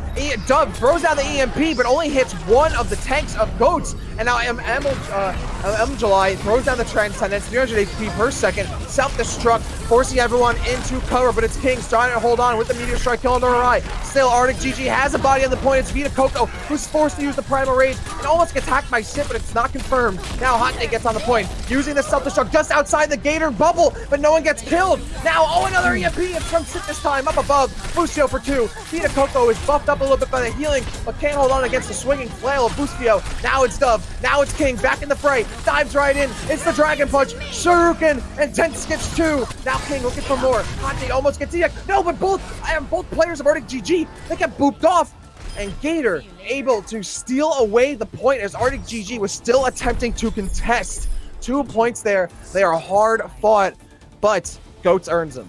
Yeah, Bustio coming really in the clutch there with that switch onto the Brigitte. King was just annihilating the backline of Goats there, and then Bustio said, all right, that's enough, Widow. I'm going to be switching over to the Brigitte. Was able to disrupt the Doomfist enough to where the rest of his team could start living, and the supports weren't just getting one shot time after time again. And then they were able to sustain on the point once they got control with that Brigitte. Very hard to displace a Brigitte on the point like that. So I really like that switch that I saw from Bustio, getting onto that Brigitte, understanding that King really is the win condition for ArticGG. So really like that coming out from them. And with 1 minute and 16 seconds, though, ArticGG put up a hell of a fight at the end to stall that long. Yeah, absolutely. And this, again, another situation where it looked like ArticGG would be able to hold against Goats, but just in time, Goats figure out a way through. Like you said, yeah, getting rid of that King is such a big point of leverage there for Goats to take. Once that Doomfist goes down, you have so much less crowd control to work with. Now, we saw that attempt there, and now it's up to ArticGG. Any expectations for this next attempt, Kenobi? Yeah, I'm interested to see if they're going to bring out, something something, different, if they're going to keep the Sombra like it was working, if they're going to maybe switch over to a Doomfist at the start. But for the defensive side of Goats, we're going to be seeing Sit on this Junkrat and Boostio on this Widowmaker. Boostio, as we saw in that first point, really good Widowmaker until he gets dove on by the Doomfist, which happens to everyone. But Sit on this Junkrat, you can get a lot of spam potential and a lot of damage built up by just spamming that first point and that first entryway there. You get a lot of Junkrat damage. They have to be very, very careful on their dives. And if they decide to dive up onto this high ground here, you have those Junkrat traps ready. And this is now a high ground position held, bolstered by a Junkrat from Sit. Iker still on the Zenyatta. Gator providing this shield also for Boostio, still on the Widowmaker here. And Tensa moving over from the Lucio over to the Ana. And now it is time to move forward. 3 minutes and 40 seconds for the side of ArticGG to try and make something happen in this offensive push. We saw that Goats didn't have too much trouble getting through on point A on their offensive attempt. How can ArticGG hope to compare here? They're taking a little time to feel things out, scout a little bit. Now jumping right in. Oh no! But Vita Coco doesn't make it up to the high ground, so they have to move down on the low ground. Now Hot Date unable to contest as well. And Goats is going to hold on to this high ground position so they can move and rotate towards the point using it without having to move onto the point using the low ground. Now Vita Coco and King buy themselves a bunch of kills here and a lot of room too, but Boostio and Sit getting rid of Hot Date. King finds Sit, and with the DPS getting slaughtered here for Goats other than Boostio, it's hard for them to do anything, but Gator and I pick up just a little bit of a slack. Unfortunately, it's not enough. ArticGG is gonna, oh no, they don't kill Arai. No, Arai may actually be able to hold up against King and Felty, but it has to be really precise and at least try and get back and hold the rest of Goats to get back. Arai gets demeched again. Arai finally dead. And yeah, that's going to be Goats deciding, okay, we're going to just eat away that time, but not actually go back and contest. Yeah, Arai trying is hard out there, but what I really like on that push from ArticGG, they sent Dove onto the point to make the side of Goats make a decision. They couldn't just leave the Sombra on the point, because then the time would start to tick down. So I really like what I saw coming out from them, and now ArticGG might just try and snowball this with this Dragon Blade to this point B. And even if they don't, ArticGG, 6 minutes and 17 seconds on the clock here, but the first thing they have to really worry about is Sit, who just got the Riptire. So the second that ArticGG pushes in, anyone that gets separated or doesn't have the big mobility, that Riptire is going to come in. But the Riptire might have to shut down this blade from King. And it does! Sit finds it first, gets the Riptire into King. Now Hot Date in the front line, going to get discorded. Going to get that DMAC as Gator finds Felty. Big advantage, and Goats pushing back ArticGG, just hitting the punching bag, and it swings wildly. 5 minutes and 50 seconds here as ArticGG forced back to spawn. Not only was that a blade, that was a nano blade coming out from the side of ArticGG. Great job from Sid to stop that, use that tire, and make sure that nothing happened with that. King goes down, the rest of the House of Cards falls from behind him, so great job there. And King now going to be switching over to the Brigitte to give a little bit more sustain, but Dove has this EMP, and if this EMP is like it was on that point B defense from them, it could be huge, and it could be what brings them over that last time. Iker has about to get Transcendence. There it is. Dove throws down the EMP, but Sit immediately kills them. There's no follow-up as Vita Coco and Hot Date and King all clumped up. They are able to demech Arai in this corner, and Gator's nano boosted, but they have to find cover. Here's a self-destruct. It doesn't find Pater. King is bolstered by Felty, who had the sound barrier come out. Iker's still waiting on the Transcendence as ArticGG's finding kills, but Goats has ultimates to sustain. There's the Primal Rage from Gator. There's the Riptire from Sit, coming right down mid. Oh, it gets hit by Hot Date, and also flailed at by King. Dove's still alive, nowhere near an EMP though, and there's a Transcendence from July.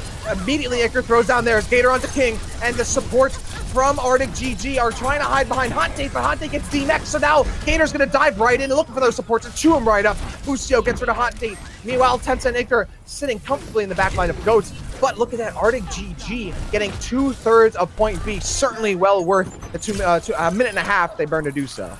Yeah, and really the star of that fight was Tensa there with that anti-nade. Anti-naded King on the Brigitte so that the Transcendence couldn't heal him. And once that Brigitte goes down again, Brigitte, one of those heroes that's so good at sustaining those points with that AoE healing and with that burst healing. But now it looks like they're going to try and go back onto the point with that rally. Goats almost just letting them have it. Hot Date finds Gator, and now Goats trying to, they're going to use the nano boost because on Boostio, because Boostio's at the front line. There's the EMP from Dove in the back line, but it's not going to find too many targets, so EMJ will find, all right, now Dove hacking Tensa. Tensa has no room to help heal his teammates, and Sit gets one DMAC, but ArticGG is getting all the kills, and Gator can't get there in time. ArticGG tying it up here on Horizon Lunar Colony. It's 2-2.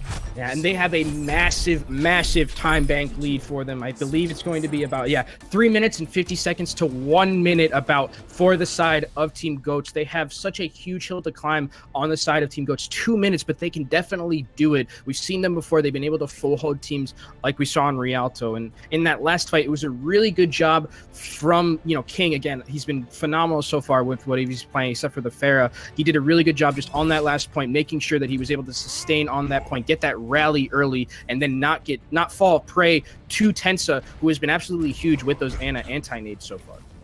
Yeah, right? Like, this is, we've seen the Ana be a huge difference maker in so many of these maps here, Kenobi. It's no surprise that ArticGG has been often going for the Ana over the Zenyatta, even though we've seen how important Transcendence can be in a lot of these fights, but then again, like you said, against that Transcendence, having the Biotic Grenade to purple is absolutely clutch. And now Kenobi, look at the time difference though. Despite the fight ArticGG is putting up here, the ArticGG putting up a huge fight. It's Goats that really is. Look at the difference. It's crazy. Yeah, about 2 minutes and 30 seconds between the two. And it looks like here on the defense, we're going to be seeing King back on that fair, but it might work out a lot better this time because Goats are going to be running Goats. The team composition that they named, that they made famous, it's just full Goats for Goats. And we're going to see what King can do against it because there's not going to be anything to contest him. If he can pump out a lot of damage, it'll be great for them. And Dove hanging in the back line on the Sombra, and Vita Coco and Hot Tate also going in the back. There's a pincer maneuver being used here by ArticGG, and Goats just going to circumvent them, goes right to the point. So there's no one surrounding them now. Now, jumping onto the point here is ArticGG using Hot Tate and Vita Coco to try and get some room, but Busio bashes them right back. Gator, though, slips off the point, not in position to shield anybody, and Dove going to try and get some hacking down, force the translocate back. Now, one tick here for Goats.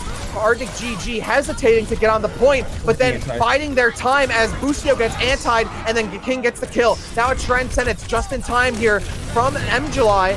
At this point, there's no way for Goats to chew through that healing. Now half a point A. Look at King, though. One after another after another. And Kenobi, correct me if I'm wrong, those Farah patch, though, that hasn't come in just yet. No, that hasn't come in just yet, but when they come in, he's going to be an absolute monster, even more so than he is now. But with 15 seconds, it is going to be last fight for Goats. When in doubt, Goats it out. They're going to have the Coalescence, and Gator and Sid have to farm to those ultimates very, very quickly. And King has this barrage. It could end the fight right here, Rapture. Another high ground drop here to try and pinch down onto Goats. And once again, Goats rotating and going towards the back to get onto the point. And now they get another tick for the troubles. Here's King, finds Sid, and the MP from Dove. Iker has to keep the team alive with the Coalescence, but the nano-boosted Diva of Hot Tate is so hard to get away from. Vita Coco stealing kills, overtime ticking away. ArticGG not letting Goats get cheesy with it. Only 2/3 of point A taken. And now ArticGG have put themselves in a position to take Horizon Lunar Colony almost 4 minutes to just take a portion of point A to make this a 2-1 series. About 2/3 of the way to go, 70%. It's so close for ArticGG. This is the map that they need to win. They need to come back on. And there, in that last fight, King being an absolute monster on that Farah, as well as I believe MJuly on that Ana. I mean, what more can we say about this character? Those anti-nades have been absolutely huge for them so far. So I really like what I'm seeing coming out from ArticGG. And now with about 4 minutes left to get just 70% of a point, it's definitely doable. But Goats is one of those teams. They've been in this position before where they've most likely had to do this. So it's definitely not going to be easy or a pushover for ArticGG. I don't know about you, Kenobi, but I've already set up a summoning circle on my floor for the reverse sweep using all the things in my messy room. So I'm ready for this, Kenobi. I would love to see it come through. ArticGG putting in one heck of a fight here, Kenobi, against Goats, the 15th seed in the bracket, potentially starting up a reverse sweep. And look how much time they have on the board. 3 minutes and 51 seconds. And I don't know about Vita Coco staying on the hamster, but Dove very likely staying on the EMP though, and it'll be against Sit. Who can get that EMP first? Who can get the nano boosts first? Who can keep their tanks alive? It all comes down to this. Yeah, Boostio going to be on the Tracer here, so it's going to be a Tracer Sombra DPS combo. You'll have a lot of one-shot potential with that, but it looks like they're just going to stay at this front here just a little bit. Dove is going to be able to scout it out. So Goats are found out here, so maybe what the side of ArticGG will do now is they'll just go back and they'll decide what they want to do. Dove just going to go straight to the point and start taking the percentage away, Rapture. Yeah, and King are moving over immediately to the Genji and then over to the Doomfist, trying to make some changes here, knowing they have some time. They don't have to rush here. and now giving themselves some more mobility and crowd control for the offensive attempt. Sit, though, has the lead in EMP charge. Now there's the jump in, going for a right side push as ArticGG is going to get some high ground, but of course Goats is already holding on to that. There's going to be a little bit of a contest, but Goats doesn't want to overextend here. If they give up high ground too, that could be the end of them. Sit still in the lead with EMP. There's the shield to give them some room, but Gators is second. Now the dive in on Vita Coco, just grinding on the wall there, not getting too many points, and no VHS to cassette tape. Dove and King for 2. 64 situation here for ArticGG. They only have to get just past the second tick here to complete and win the map, and they've already gotten the first tick. Oh no, there it is, right there, with a little contestation. Go tell them off for a moment, but it's Boosty on the Tracer still harassing. The Nano boosted Vita Coco, but it's King D-meching Arai, and then the kill from Vita Coco. MJLI in, there's the Dove, there's the EMP from Sit. Dove is still a ways away from theirs, but Goats doesn't have the DPS to get any much off of this EMP. The pulse bomb from Bustio only D-mex Hot Save, and Goats trying to stagger on the point, but ArticGG is just absolutely choking them, and they will take the map. Don't let the screen fool you. ArticGG has won map 3. It is now a 2-1 situation. Amundo here, Kenobi. Yeah, I mean, Frito's definitely happy on the desk right now. He said 3-1, so this is the one where he's like, yeah, ArticGG won this. All right, Goats, bring it home so that I can be correct in my prediction. But really good job and really patient play coming out from ArticGG there. I really liked it. They were very patient with their dive, waited until King and Vita Coco on that Doomfist and Winston respectively could get those picks onto the backline. Iker went down very early, and as you know, Rapture, once you lose that main healer and lose that Ana, you lose the anti-nade, you lose all that burst healing, and it's most likely just going to be GG after that. So great patient dive play coming out from ArticGG.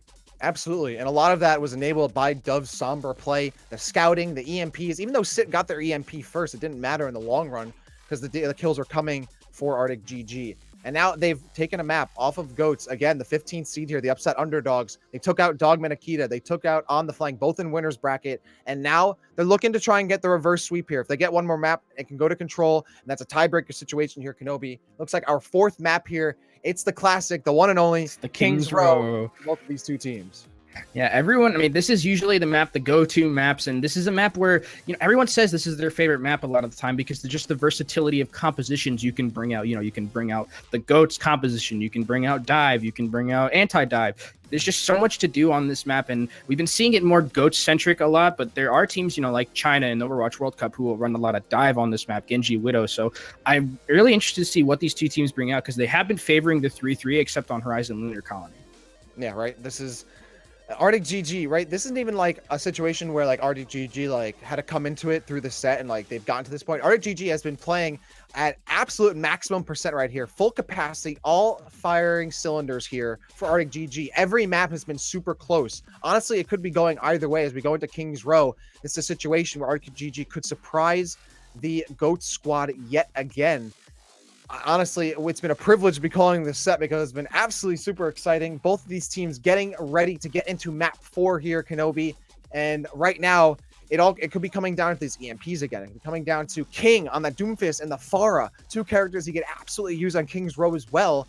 There's so many ways to be looking at this because almost every player in this match, if not all of them, are playing individually so well that it really is coming down to those little situations like the Vita Coco missing that Earth Shatter on Gator, the last moments of Rialto, or those EMPs getting canceled out towards the end of Horizon Lunar Colony. It's these little situations here that make the difference, and it's making it so hard for Goats to get away here cleanly. Yeah, I mean, you wouldn't expect usually if you looked at this on paper, you'd be like, oh, it's Goats against a 15th seed. You know, this is going to be a wash. Goats are going to take this as an easy 3-0. But no, ArticGG have been up to the task to take Goats to task. And I can't wait to see what they bring out on King's Row. I know if we're going to be seeing the Doomfist out from King, our friend John Allen from England is going to be very, very happy that we're going to be seeing that. He loves him some Doomfist. And I also think Doomfist, very fun character to watch. Maybe not to play against because playing against Doomfist, very, very little bit of a tilter right there. Yeah, and as we get assembled here again, remember, folks, the team names in the game are still swapped, unfortunately, but I'll do that lobby bug. But the lobby overlay should be all good to go as we get set up here on the little the water-kissed streets here of King's Row. Again, a situation where ArticGG trying to get the reverse sweep, Kenobi, and on the blue side, it will be ArticGG starting out on defense. How do you think they're going to approach this? I'm not sure. I wonder if they're gonna, maybe just stick to the 3-3 on this map. Like I said before, we see a lot of 3-3 compositions, so it's going to be interesting to see if they want to, maybe run an Orisa Diva, something that's like a little bit more standard and a little bit more, not a lot of mobility on it, right? You can also run the counter dive, but if Goats is going to be running Goats, counter dive into Goats is very, very difficult because they can just rock onto the point and you kind of have to make a decision of yourself when to drop. And then if they get on you, it's very difficult for you to just do anything after that. Yeah, right. And you don't want to be wasting too much time against either of these teams here. And I think honestly, mobility is really the name of the game, right? You have to be dodging so much things: the Doomfist punches, the EMPs from the Sombras, sometimes Widowmaker headshots, Boostio, either pulse bombing you or shield bashing you. You got to have mobility. That's the name of the game here to get away from these things. Even King on the Pharah. And if you get caught in a sticky situation like that pocket area towards the left of the point in King's Row, that could be your early demise. Yeah, and it looks like on the defense from the side of Team ArticGG, we are going to be seeing them go to a dive composition with the Pharah and the Sombra. So interesting coming out from them. The Pharah, you usually see it on point A, not on point B, most likely because you just have that infinite skybox. But on defense, you don't have that sight line. So it's going to be interesting to see how King plays this. But against the Goats comp coming out from the side of Goats, King is going to be able to pump out a lot of damage. And actually, it's just going to force Goats to go back and just switch up their tanks and switch up what they want to be playing here. Yeah, definitely. You don't want to be pushing something that might waste you more time here. You know what's on the line here, folks? Contenders, Trials, Qualification, ArticGG trying to steal that away, steal the invite away from Goats, reach into their mailbox and take that letter. Already 30 seconds here off the clock for Goats as they're slowly making their way around the right side statue. The Arai goes to the left. The high ground, still a hold for ArticGG, but Vita Coco and the other tank there. Hot Date jumping right back down. Arai gonna try and contest against Vita Coco. Vita Coco's by themselves. They have to watch out because the Bree is sneaking in through the inside of the building. Meanwhile, Hot Date also gonna join Vita Coco, but gets D-Mech. No, they have to keep these tanks alive or ArticGG is gonna lose, but Gator loses their shield. Unfortunately, ArticGG has no way to push and advance onto that shield loss. So Goats is going to continue to push this. Already has one tick. Vita Coco trying to stay alive as Felty D-Mex Arai, and the high ground still held by King. The King has not yet gotten a kill. No, they do have the barrage. They're nano boosted. Finds one on Arai, and then another one on Gator. That's exactly what they needed, but they have to stay alive against the Coalescence. No, oh no, the Coalescing Moira gets hacked. Great play there by Dove, and then going in more. There's a sleep. Gets left, but someone has to get on the point. Just in time, Dove and Hot Take do touch it. They have a toe onto the point, but still more than 2/3 held here for Goats. They are pushed back, but then they're not going to relinquish too much room here, Kenobi. Immediately, Goats goes into Hot Tate's face. Hot Tate is out of position. Still not D-Mac. Dub trying to stay alive and get another EMP. They have it. There's a Transcendence from M-July. Sid is slept. The D-Mac or the self-destruct from above. And a Graviton or the Earth Shatter comes down. The both teams trading. There's a barrage. Oh, but Arai is in position to automatically matrix the barrage from King. Hot Tate gets D-Mac. And just in time here, Goats will get point A. 4 minutes and 27 seconds here on the clock. Yeah, and I wasn't sure about the pick of Roadhog coming out from Sid on those other two maps, but this time it works really well because you are just such a tanky, you just have so much health on that field to deal with if you're the side of ArticGG and you just don't have the damage. King trying his best with those rockets, but you just don't have that burst potential that you need to kill something like a Hog. The anti-nades and the hacks just weren't getting the job done, unfortunately. He lived with such little health so many times and was able to get away. Great patient play coming out from Goats, and now Sid's going to go back over to this Zarya as it's just going to be a mirror right here. Figure's about to get another Coalescence, but Dove doesn't have the Sombra anymore to hack him.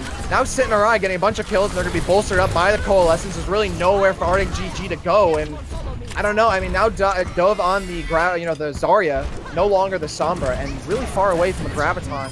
It means Goats is going to easily push this through the second phase.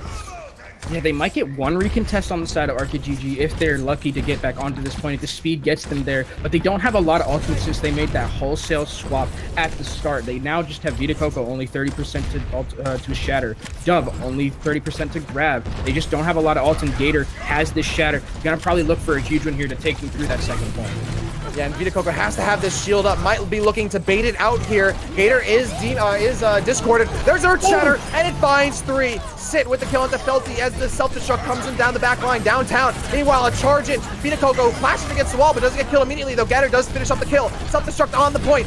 Gator and the rest of the squad of Goats are finding the kills they need, and they're going to stagger both the Diva here and the Zarya at the end. They will get the second checkpoint. Goats is steamrolling here through King's Row, and ArticGG against the ropes. Goats is just showing their dominance right now. Gator specifically showing his dominance on this Reinhardt. I mean, look, he's already lapped Vita Coco in Ultimate Charge. He just had a Earth Shatter in that last fight, and now it's already 70% to another one. Vita Coco only 50% to his. So really, just Goats is just running through them and sit with this Graviton. It's going to be huge, and he gets 3. Yeah, the Transcendence is waiting there in MJuly, and Arai gets caught in the Graviton, but really that's just trying to counter a Desperation Graviton that really goes no there, though Hot Date does find Sit. Now Hot Day trying to push Gator back, who is discorded. Dub also putting some shots on, and King boosting right by with the shield bash boost through the front line, just clobbering the mid and back line of Goats, and then making them fall back to spawn. But Hot Day can't be too aggressive here, has to fall back, does burn the Matrix to do so. Still, ArticGG has control of the payload as moved to the next fight. They're gonna move back here, and again, Vita Coco and Gator, both of these guys have really been the story of this match so far. Who can get those shatters off first? The self-destruct comes up. Both shatters got stumped at the same time. Oh no! You hate no. Vita Coco's got shattered, not Gator's, and then Gator's is waiting there, and Gator gets an Earth Shatter. It finds not only the team, I believe another one as well. But yeah, that was so unfortunate. Vita Coco getting stunned just as they're using the Earth Shatter. Oh, but Vita Coco was there boosted, and then right-click by Tensa. Goats is not letting go. Hot Date and Dove still alive, and Hot Date's gonna push up with the bubble, forcing away the Zarya and the Lucio, but they've overextended. They're gonna get DNet. There's no barrier though. The self-destruct might find someone, but Lucio has their shield. Everyone else takes cover. Still, trades from either side, but Goats regaining control of the payload, and then King and Dove, they might get staggered here by a proactive Graviton. Great play there by Sid, trying to reduce the numbers of ArticGG before the fight gets to the end of the map. Now, Goats still in control. Vita Coco moving up. Vita Coco doesn't have an Earth Shatter, but at least they're in the lead against Gator. And Gator and Sick gonna take that Q. They know when to fall back just a little bit. They're not gonna overextend, but they're not gonna give ArticGG too much room to work with. The payload also will give extra healing to Goats, so they want to play on the payload itself. There's a Graviton, but it only catches Gator and Boostio. There's no one there getting sucking up. MJuly gets the Transcendent. Oh, an Earth Shatter though! And it finds 4, but Goats stays alive through it. And now the bubbles come through. Tensa with the right click on the Hot Day. Sick finds Dove. Goats in control of the point. They knocked everyone off, but Felty, the Grandma, running right through. Not going to be let down by those knees. Boostio finds King. Another Graviton. Goats in control. And they will complete the map. Round 1 going to Goats here. And they will find all 3 points. ArticGG with a bit of a defense there, but they can't hold Goats off all the way. Some really good play there from the Lucio of Ghost there. I mean, staying out of the range of the Graviton so that he could sound barrier and then get all that healing onto Boostio. And I believe it was also Gator who got caught in that Graviton, saved their lives because they were both purpled. So really good job from him, making sure that he was in an area safe enough to where he could save his teammates. And then after that, the ultimate started coming online. Sit had another Graviton in that fight. I mean, he's just absolute monster on this Zarya. And now, 1 minute and 52 seconds, you usually take that. I mean, you didn't roll the point. If you roll, you see something like maybe 3 minutes, 30 minutes, but you 1 minute, 2 minutes, 1 minute and 52 seconds is a pretty decent run coming out from Goats. Yeah, definitely. Like ArticGG showing that they slowed down Goats pretty considerably on the first point, and then towards the end of the map, the second phase was pretty much all Goats, but not really surprising on the Streets phase of a hybrid map. So now on defense, yep, it is Goats in the red on defense, and I'm not surprised by their composition, obviously. I am not either. The one thing that's interesting, again, is we're seeing this decision-making between these two teams is if they value the Zenyatta more or if they value the Ana more. And Iker here is going to be switching over to the Zenyatta, so has those Discord orbs, and if he's able to farm up Transcendence, he's going to be able to do a lot of stall potential and and add a lot of sustainability to his team. On the offensive side, looks like King is actually going to go back to that Pharah. So Pharah, we see it a lot more on point A, and against this team comp that Goats is bringing out, if this stays true, they are going to be able to pump a lot of damage. And let's see if King can this time break those large health bars and get those kills that he needs.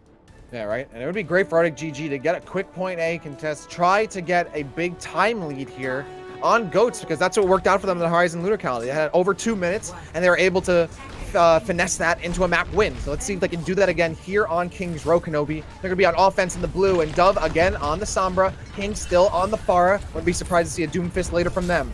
Vita Coco and their hot date on the Winston and Diva respectively, and they're just jockeying outside the point here. No rush, and Goats realizing that, just not gonna put, overextend either. They're waiting, knowing that even if the ArticGG takes control of the point a little bit, they don't have to rush. They can just work slowly onto the point. They don't want to lose their barrier. They don't want to get separated from one another here. But unfortunately, they don't have the challenge there, yeah. You know, the King and Felty combination is now getting aggressive. Gator losing some shield HP, so Sit's gonna go into the front here, trying to get Vita Coco away from them. Vita Coco throws down the bubble. 2 ticks almost there for ArticGG, but Gator and Arai get there just in time. Arai low, thanks to the help of King, and then helping out there is Dove and the Hot Take Diva. Vita Coco looking for the Zarya, and Arai has the bubble down and is now nano boosted as King finds Arai. Hot Date is D-necked and Gator charges in, gets that baby Diva, but ArticGG's in control as King rains justice from above, finds the barrage kill in a tense, and then Dove cleans up 2. That's 5 minutes and 20 seconds here,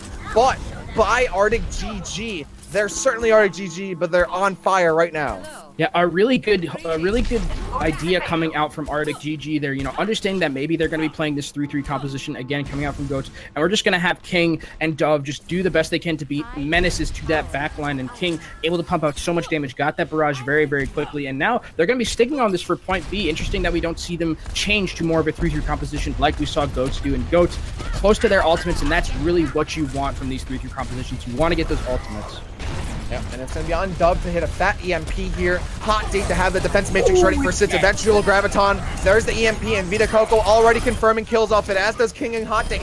Gator swinging away, trying to build some ult charge before they go down. That's smart, because Gator's about to have Earth Shatter for the next fight, and Sit will also feed some ult charge there. Goats realizing they cannot afford to lose much time here. Last time this happened on Horizon Lunar Colony, it was ArticGG that got the map. Yeah, but Goats here are going to have 6 ultimates going into this next fight, whereas on the side of ArticGG, you only have 3, maybe 4 for MJuly's Nano Boost. And King here, with this EMP, or with this Pharah Barrage, rather, has to be absolutely huge. If it can get a couple of people out of the fight at the start, maybe the supports, before any of the support ults come online, it'll be absolutely huge, and they'll be able to push this. Oh, yep, there it is. There's that 1 kill. It forces out the Transcendence from Gator, but it doesn't keep Boostio alive. The Transcendence going to be waited out here as Hot Date gets caught in by the Graviton, and Vita Coco still holds on to the primary. Oh, a trade there a little bit. There's a self-destruct, getting caught in the backline, but doesn't kill anybody. Another self-destruct comes in, and Arai doesn't get one either. Now, the Primal Rage from Vita Coco trying to get Gator. Oh, Gator gets stunned in the air. He does get booped, and Felty will get down, but the delayed fadeaway Earth Shatter doesn't get as much as Gator wanted. Dove and King finds 2. King gets another one. Boostio targeting the supports, but the DPS and the rest of the team's going down too. They have to keep the rest of them alive. Boostio eventually goes down as well, and ArticGG will be able to stagger the Zarya, and Sit gets melted in the process. 4 minutes and 45 seconds here for ArticGG. Yeah, great job there from Vita Coco to boop that Reinhardt into the air, Gator into the air, not able to hit that huge shatter that he would have had lined up if there wasn't any boop opportunities coming out from Vita Coco. Great play from him, understanding their win condition in that last fight. And now, for the side of Team ArticGG, 4 minutes and 30 seconds to push this all the way to point C. Very doable, especially with King with that barrage and Dove with that EMP. And Gator going to be switching over to the Hammond, actually. Oh. Vita Coco almost dying to the environment there, but I like it. Vita Coco trying to distract the tank line, trying to create room here a little bit for Dove, but Gator is going to D-Mech Hot Date, kill King with the grapple hook. That must have been uncomfortable for King, and Boostio also finds Hot Date, so a pretty easy fight within there for Goats, and ArticGG not going to give them much more than that because they're building to an ultimate apocalypse here, already 4 out of their 6 ultimates. Yeah, King here is going to have to be very careful because he is going up against Boostio now, and in this point C, you don't really have that infinite skybox as Pharah, don't have a lot of maneuverability in the air, so he's going to have to be very, very careful as the ultimate, as there is that ultimate for Iker, that Transcendence could be all they need to stop that. As Boostio is going to take King out of the sky, you're not going to be able to use that barrage, buddy. Yeah, ArticGG getting shut down yet again. Oh, there's a sleep on to Gator, but Gator had already done their job, so no big deal. Yeah, ArticGG, I mean, sure, they have a lot of time to kill here, but the payload really isn't that far. There's still 2 corners to get around here, Kenobi, so even though ArticGG has a lot of time, Goats has already chewed away a good portion of it. And this is one of those moments where I'd like to see maybe King switch off, forego the Pharah barrage. You are just going to get pinned out by Boostio. He's taking you to task so far whenever he's been on this Widow against you, so it looks like they're just going to Valkyrie aggressively and see what they can do with their ultimates. And there's the Mind Trap thrown down onto the... the barrage comes through as the EMP also connects from Dove. And Boostio will find King during the duration of the barrage. Iker and Sit also got kills. And that is a huge loss there for ArticGG. They burned a bunch of ultimates and got the payload nowhere. And Hot Date on the self-destruct, but they've lost the Sombra EMP. And now Dove moving over to the Zarya for the Graviton. Yeah, now they're going to be switching over to a 3-3 composition, but you wasted a lot of time sticking on that other composition, banking on your ultimates as you saw, and it really didn't get you anywhere, unfortunately. So now they're going to be switching over to a 3-3. Gator's going to go in, try to get the pile driver down, but it's not going to hit anyone now. They're just going to be able to walk in against this doofus. Oh, Vita Coco almost gets booped off, but still staying alive somehow. Now the self-destruct from Arai in the back. It slaughters Vita Coco. It was shield, completely breaks it. And now Vita Coco has to start swinging. Arai trying to boost, bump back Dove. And now Vita Coco has the shield. Sit does get into the back line. The pulse bomb. That means the front line is without much DPS, though. Boostio picking up the slack, finds Felty through the transcendence of his teammate Ikor. And now Arctic struggling to, but actually, no. Goat's going a little too far there. They lose some bodies, and now ArticGG might be able to take the Q to go on, but there's two big, meaty claws on the point there, and they're not for attracting mates. Vita Coco is going to push up, though. Sit boosts them right back with the straight punch. Now Gator going to use a swing in there to get onto him, Spider-Man style, and they're not going to get any pictures of him. Vita Coco with one kill. Gator, though, with the minefield, finds King. It's a nice trade there for ArticGG. They have a 5v3 advantage pushing into the final stretch of King's Row. Sid has been doing such a good job of getting into that backline. When he was on Tracer, he pulse bombed MJuly twice in the same fight, and now he's getting onto the backline, getting that Lucio out of the fight with the Doom Fist. But here with a minute and 30 seconds left, Rapture, this is last fight territory. A huge purple onto the tank line of ArticGG. Oh, Vita Coco wishes they could take that Earthshatter back as it doesn't connect on anybody. Now the self-destruct from Arai. Vita Coco has the shield ready for that one, though, but that again gets broken. Now, Hot Date trying to suck up any shots here from Sit, at least the right clicks, that is, of course. Arai, now the only one on the payload, and then Gator joins him. Oh, Kai gets slept, almost pooped too, but just on the edge. Arai still alive. Dub and Hot Date getting kills. Gator just trying to sustain, allowing the rest of the team to try and get back here with the close spawns, but they get killed as well. Lucio trying to distract Vita Coco and doesn't get to touch the point in time. There it is. ArticGG will complete the point, and I believe, Kenobi, that has them with a larger time bank than Goats had built. Actually, no, it'll be a lower than that, so it'll be Goats with a slight advantage here. ArticGG, though, only down about a minute or so. Yeah, and that decision to stay on the Pharah composition that they had for so long and bank on those ultimates might come back to bite them, because that was about 1.5 to 2 minutes that you were just sitting there waiting for the perfect opportunity to get that barrage, and when you got it, it didn't hit anything. So it might come back to bite them, as they only have a minute now left in their time bank, where Goats has 2. So I'm interested to see what they're going to bring out for the defensive point, because with a minute, you don't have that much time. It needs to be basically, you need to get that overtime and then push it a little bit away. Yeah, and that's probably why they're going to have Dove on the Sombra again.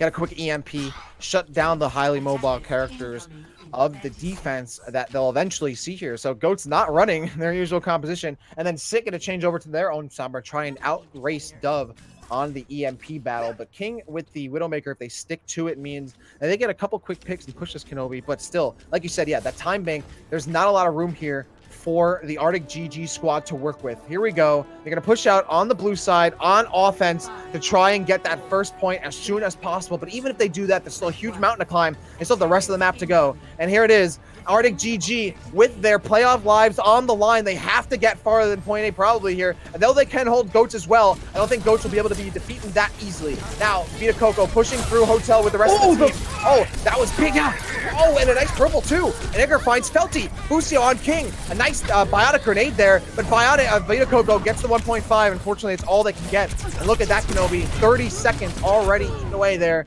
for ArticGG. Iker, you absolute madman on that Ana, getting that huge, I believe it was a 6-man anti, and against Goats, using all that anti-healing is absolutely detrimental to them with that Moira. You can't do anything, you just no healing, no nothing, and now they're gonna have to try again, but Iker can be huge. He's on that high ground, has all the sightlines he needs to get this huge anti onto the team of ArticGG. And that was a great hack there from Sit, hacking Vita Coco. Doesn't have a shield to work with, but Vita Coco bolstered by the support healing of his team. Neither team with ultimates until Sit has the EMP, and this could be it. They're trying to pull out a chair for ArticGG, and will it be musical chairs out here as Bucio gets 2. 5v4 situation here for Goats, and now the nano boost to the Kai, trying to push up and finds Vita Coco. ArticGG struggling to stay alive. Hot Take super low, Dub super low. There's a self-destruct from above here. Can Sit find more? Overtime ticking away. Someone has to go and touch the point. It will be MJuly and Dub doing so, but they get pooped up immediately. Overtime still ticking away here. Kenobi, there's the ground time. It doesn't get sucked up, but Arai's not going to get killed. Dub gets the kill, gets killed instead. King with the rally. That's trying to straddle in here is ArticGG. They had the reinforcements, but now Tenso with the sound barrier. It doesn't catch everybody, but it does get at least a tank or two. Now overtime, still on here. And with only a half of the first third of point A, they need to win more than a big fight here. There's another EMP. Comes through from Sept, the second one of this fight. Now the primal rage from Gator, trying to keep ArticGG off the point, but ArticGG has their feet firmly planted until Gator gets the primal rage on the Felty, and then another one on the King. Now Gator going reckless, just absolutely merciless on this ArticGG squad here, melting right through. Boostio and RI with kills, overtime taken away, and that's for ArticGG's offensive push here. Now Goats, all they have to do is get point A, and they win the set. Iker, the absolute MVP of that fight on that Ana, just staying perched up with that grandma and just hitting anti-nade after anti-nade after anti-nade and just destroying the Goats composition in the 3-3 coming out from ArticGG. And now for ArticGG, this is it. You need a full hold here or else Goats is going to go back to Contenders Trials for a third season in a row and the Cinderella story will end. Yeah, right? This is, it's midnight now. The clock has struck midnight. It's do or die time here for ArticGG, and I mean, well, okay, a quick pause. I think Vita Coco wants to give the team a little bit of a somehow a little bit of pep talk, a little bit of a breather, but I mean, we got to look at a few players here for Goats, right? Sit and Gator and Ikor, right? The big biotic grenades from Ikor, the EMPs from Sit, and Sit's hero pool has been immaculate. Gator with huge plays on tanks throughout the entire set, at times putting the team on his back. Right here, it's Goats almost mapped to lose Kenobi. And that means, but still, 2 minutes can be held, but it's a big, big task to undertake here for ArticGG. Yeah, I mean, it's a really big ask, and there's almost no rooms for any mistakes for the side of ArticGG. If you lose one person early in that fight to the side of Ghost, they're just going to pounce on you and just take you to task, and then they're going to run over that point and take themselves to another Contenders Trial spot. And they, again, you mentioned it before, the holy trinity of players for the Goats right now. It's Iker, Sit, and Gator, how well they've been playing together, how well they've been playing individually as well. And they've just been on an absolute tear, and I can't wait to see what they're going to be bringing out for this offense and what ArticGG is going to be running on the defense as Vita Coco just giving his team a little pep talk before this last 2-minute defense. Yeah, right. This is right when ArticGG is sitting in the locker room, right? It's the last period. The coach is trying to rally everyone up. Maybe he's tossing the water table, and everyone's just super quiet. They're trying to get into this. This is the moment for ArticGG. But even that said, they'd still have to win a control map. Even if they win King's Row, Goats can still bring it back. But this is a reverse sweep territory. 2 minutes, I think, can be done. This could be a miracle, though. I mean, ArticGG, the 15th seed, the underdog team right here, they have had such a run, one of the best runs in playoff brackets here for Open Division NA so far in Overwatch, really. And against Goats, of all teams, to face off against them in losers quarters for a Contenders Trials qualification match, really, we couldn't have a better set here. Hope you're all enjoying the cast. Kenobi, as we go through this pause, I'm glad we're getting the pause, to be honest. Right? These teams are going to be able to chill a little bit, and ArticGG trying to ice this Goats composition, this Goats team just a little bit. Anything they can do to get a W. Yeah, and it's going to be interesting to see what these two teams bring out on this competition. Are we going to be seeing the 3-3 coming out when in doubt, just Goats it out like we saw ArticGG do, and it didn't work too well for them, unfortunately. But ArticGG, even if they hold this, they still have to go to a tiebreaker, so the job won't be done. And then even after that, if it keeps going, if they win the tiebreaker, then we're going to be going to a map 5. So it's definitely going to. It's their playoff line on the line, but they have such a high mountain to climb to even have a chance to get to that tiebreaker and then to get to that map 5. Yeah.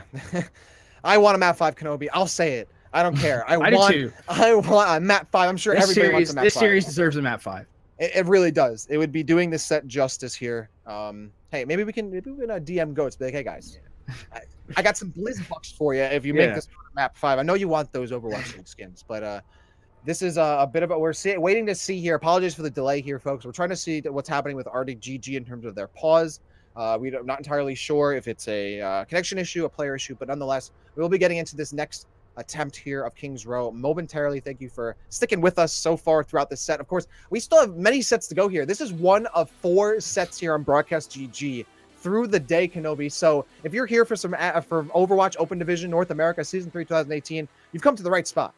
Yeah, I mean, get yourself some coffee, some caffeine, because there's a lot more Overwatch to come. We have a map after this. Then after this, there's about 4 games today of Overwatch quality, Overwatch action that you're going to be seeing. So, grab some popcorn, grab a soda, grab some drink or some water. Grab No soda. no soda, no soda. Water. Actually. Water. Grab water. We are a healthy stream here, so grab some water, grab some popcorn, and just sit back and relax and watch these great games, because this is just the first one, like Rapture said, and if this is just an idea of what's to come, we're going to be seeing some great matches throughout the day. Honestly, I think that is an understatement right there, Kenobi. We have unpaused. It is time to get into the next part of Map 4, Kings Row. It is GOATs. They are on offense. They have 2 minutes to capture portion of point A to win this set. But if ArticGG holds GOATs here in these 2 minutes and 2 seconds, we'll be going to a Map 5. And again, this is a Contenders Trials qualification match here. Whoever wins is one of the top 4 moving into Contenders Trials. Kenobi, 20 seconds to go, and it's all on the line here for ArticGG. Dove trying to scout a little bit with the Sombra hanging out in front of the doors.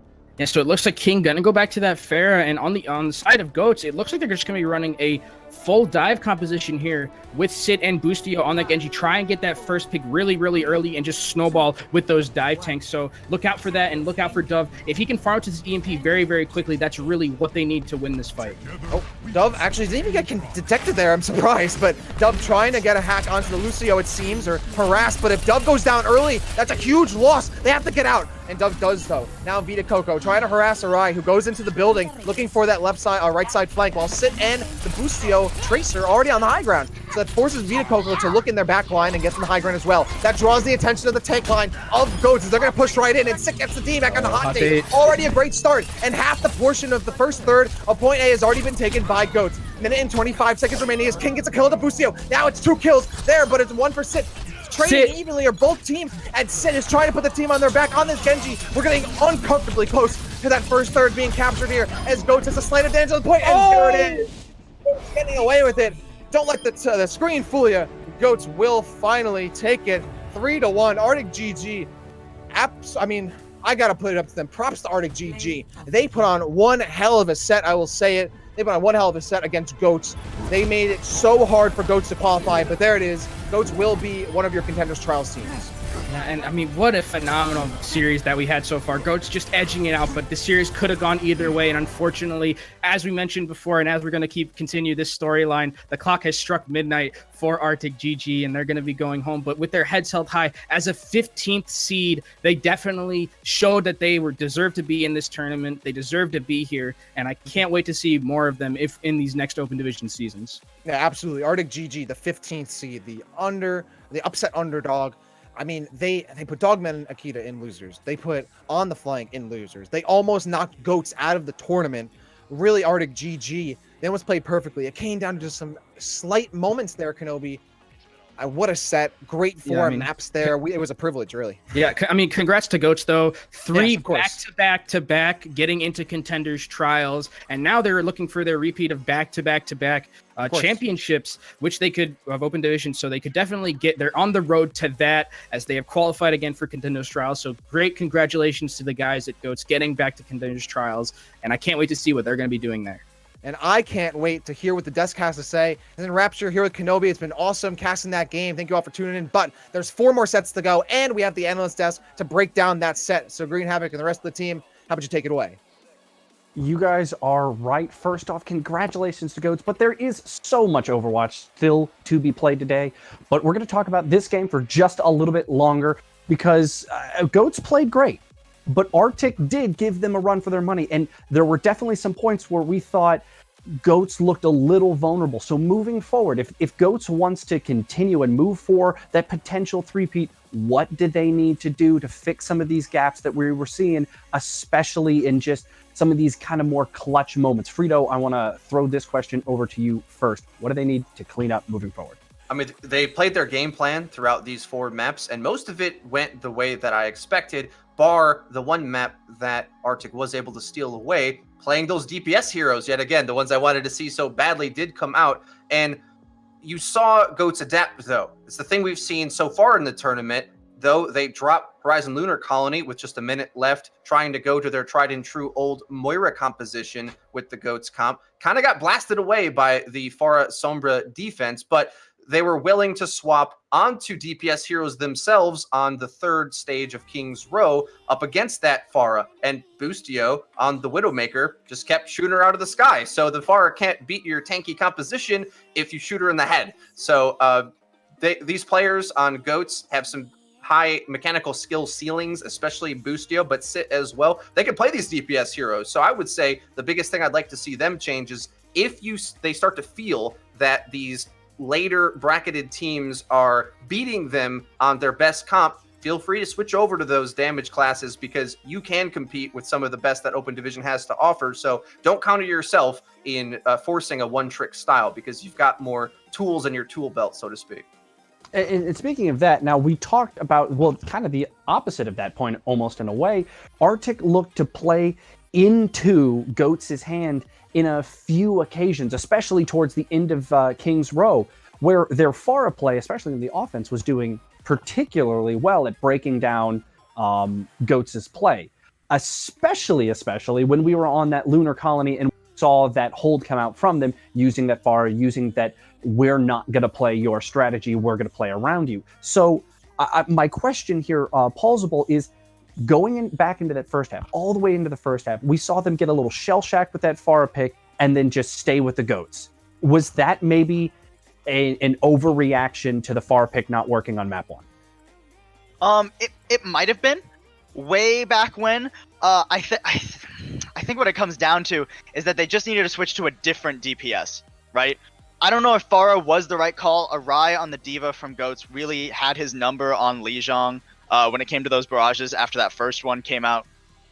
So I think switching off the Pharah was probably a good idea originally, but you saw how good he was on that Pharah later in this series, right? He came back and he was excellent on it. I think the real issue came down to when we were on King's Row and they had those DPS and they were playing GOATs to the brink of taking us to a map 5, and then all of a sudden they got really timid, right? We talked about tempo a lot here today on the desk, and I said at halftime I wanted to see them be a bit more methodical with it, but it seemed like they were overthinking themselves, right? They were waiting way too long to pull out barrages and EMPs. They were staying on these heroes when they couldn't get value out of it because a Widowmaker comes out and, well, Widow versus Pharah, we know how that goes. You get domed, right? You get shot in the head and that's it, right? So I think ArticGG just need to be a bit quicker with the whole rock, paper, scissors game we see a lot in the meta today. I think they need to be more decisive when it comes to the plays they want to commit to. All right, so I have one more question before we get to the most fun question of the end wrap up, and that is, so in that final attack for Arctic, we saw them almost completely ignore the Ana and that top window, and I just want both of your opinions. Was that a misplay? Frito, we'll start with you. The attack for Arctic? The attack for Arctic, yes. So the thing is, I think ultimately the win condition for when you're playing damage up against some of these tankier compositions is that sometimes you just can't go at the back line. It just doesn't work. Honestly, I would prefer that they play a bit more aggro to just build ult charge off the tanks. And that's what I wish that we've seen from Arctic a bit more. And I think that's sort of the timid play that Paul was kind of referencing to, where often either their Sombra or their Pharah would be in a more of a defensive posture rather than I'm a carry DPS, I'm taking this stuff over type position where you're trying to get more greedy. I think you look to players, especially on that Sombra pick, like Surefour for Team Canada, I'm a big fan of, just constantly shooting tanks, just annoyingly shooting tanks from a spot that you can't get and building ult charge off of it, not trying to actually go at the backline or secure kills, but just pressure down, build ults that beats these setups. And when they were able to do that on the attacking side, it worked flawlessly, but especially on their defense, that's where it kind of looked to crumble. And overall, throughout the map and the series as well, I think GOATS is just more comfortable in those chaotic situations to make plays, and that's what ended up giving them the victory. Well, and we saw GOATS pull out those DPS, and Boostio and Sit on the Diva, or not the Diva, the Sombra and the Tracer were farming ults off those tanks. They were pressuring those tanks a lot, and that worked really well for GOATS. If only Arctic had done the same. Definitely. So here is the most fun question. Who is the MVP of this game? Well, Paulsable, I'll put you on the hot seat first. Oh, fun. I'm gonna have to give it to, I think, Sit. He was so good on every hero he was playing. You know, we saw, I think it was like a 20-second grab time way back on Rialto. That alone speaks for itself, right? But he was good no matter what role he was on, whether it was Sombra or Zarya or any of the myriad of other heroes he played. He was always in the right spot and finding the right picks. I think Sit's an easy call. I'm going to go with that one as well. But some honorable mentions over to Gator, who made a lot of big plays, a lot of clean engages, even on the 6-second Winston. shatter. Yeah, building up shatters really quick or really clutch shatters. And as well, Boostio on that first map, Night Market, stunning the Sombra as she was trying to EMP, or the clutch swap to Widowmaker on King's Row 3rd. I mean, these are map-winning plays that he can pull out. So Sit overall, I think, made the biggest contribution in the big play department, but multiple of their teams stepped up when it counted. And that's sort of the play style of GOATs. They're just playmakers at every position, and it's what we come to expect from them. And the reason why they're on their road to potentially take their third Open Division victory, making their run through the lower bracket still. You guys gave honorable mentions to all the ones I wanted to give honorable mentions to, and I mean, you can't go wrong. Sit. I actually am going to go with Boostio, though, and it is actually that clutch Widow that you were talking about. To be able to be playing not hit scan heroes the entirety of the match and make that swap when you knew you needed to make those clutch plays and shut down that Pharah, not later, not soon, but right in that moment. To be able to make that swap and make those plays is, I think, MVP worthy. So that's where I personally will be going. Anyway, this has been an amazing game. Goats pulls it out. They will be moving on, but we have so much more Overwatch coming at you, and it's going to be Phase 2, the number 1 seed, going up against Shoe Money Crew, who is the 6th seed. It's going to be an amazing game for the the winners finals. So stick around. It's going to be a blast. This has been Broadcast.gg's coverage of the losers quarterfinal, and we're going to be seeing how much further Goats can go and who will be heading on to the grand finals in just a bit. Make sure you stick around.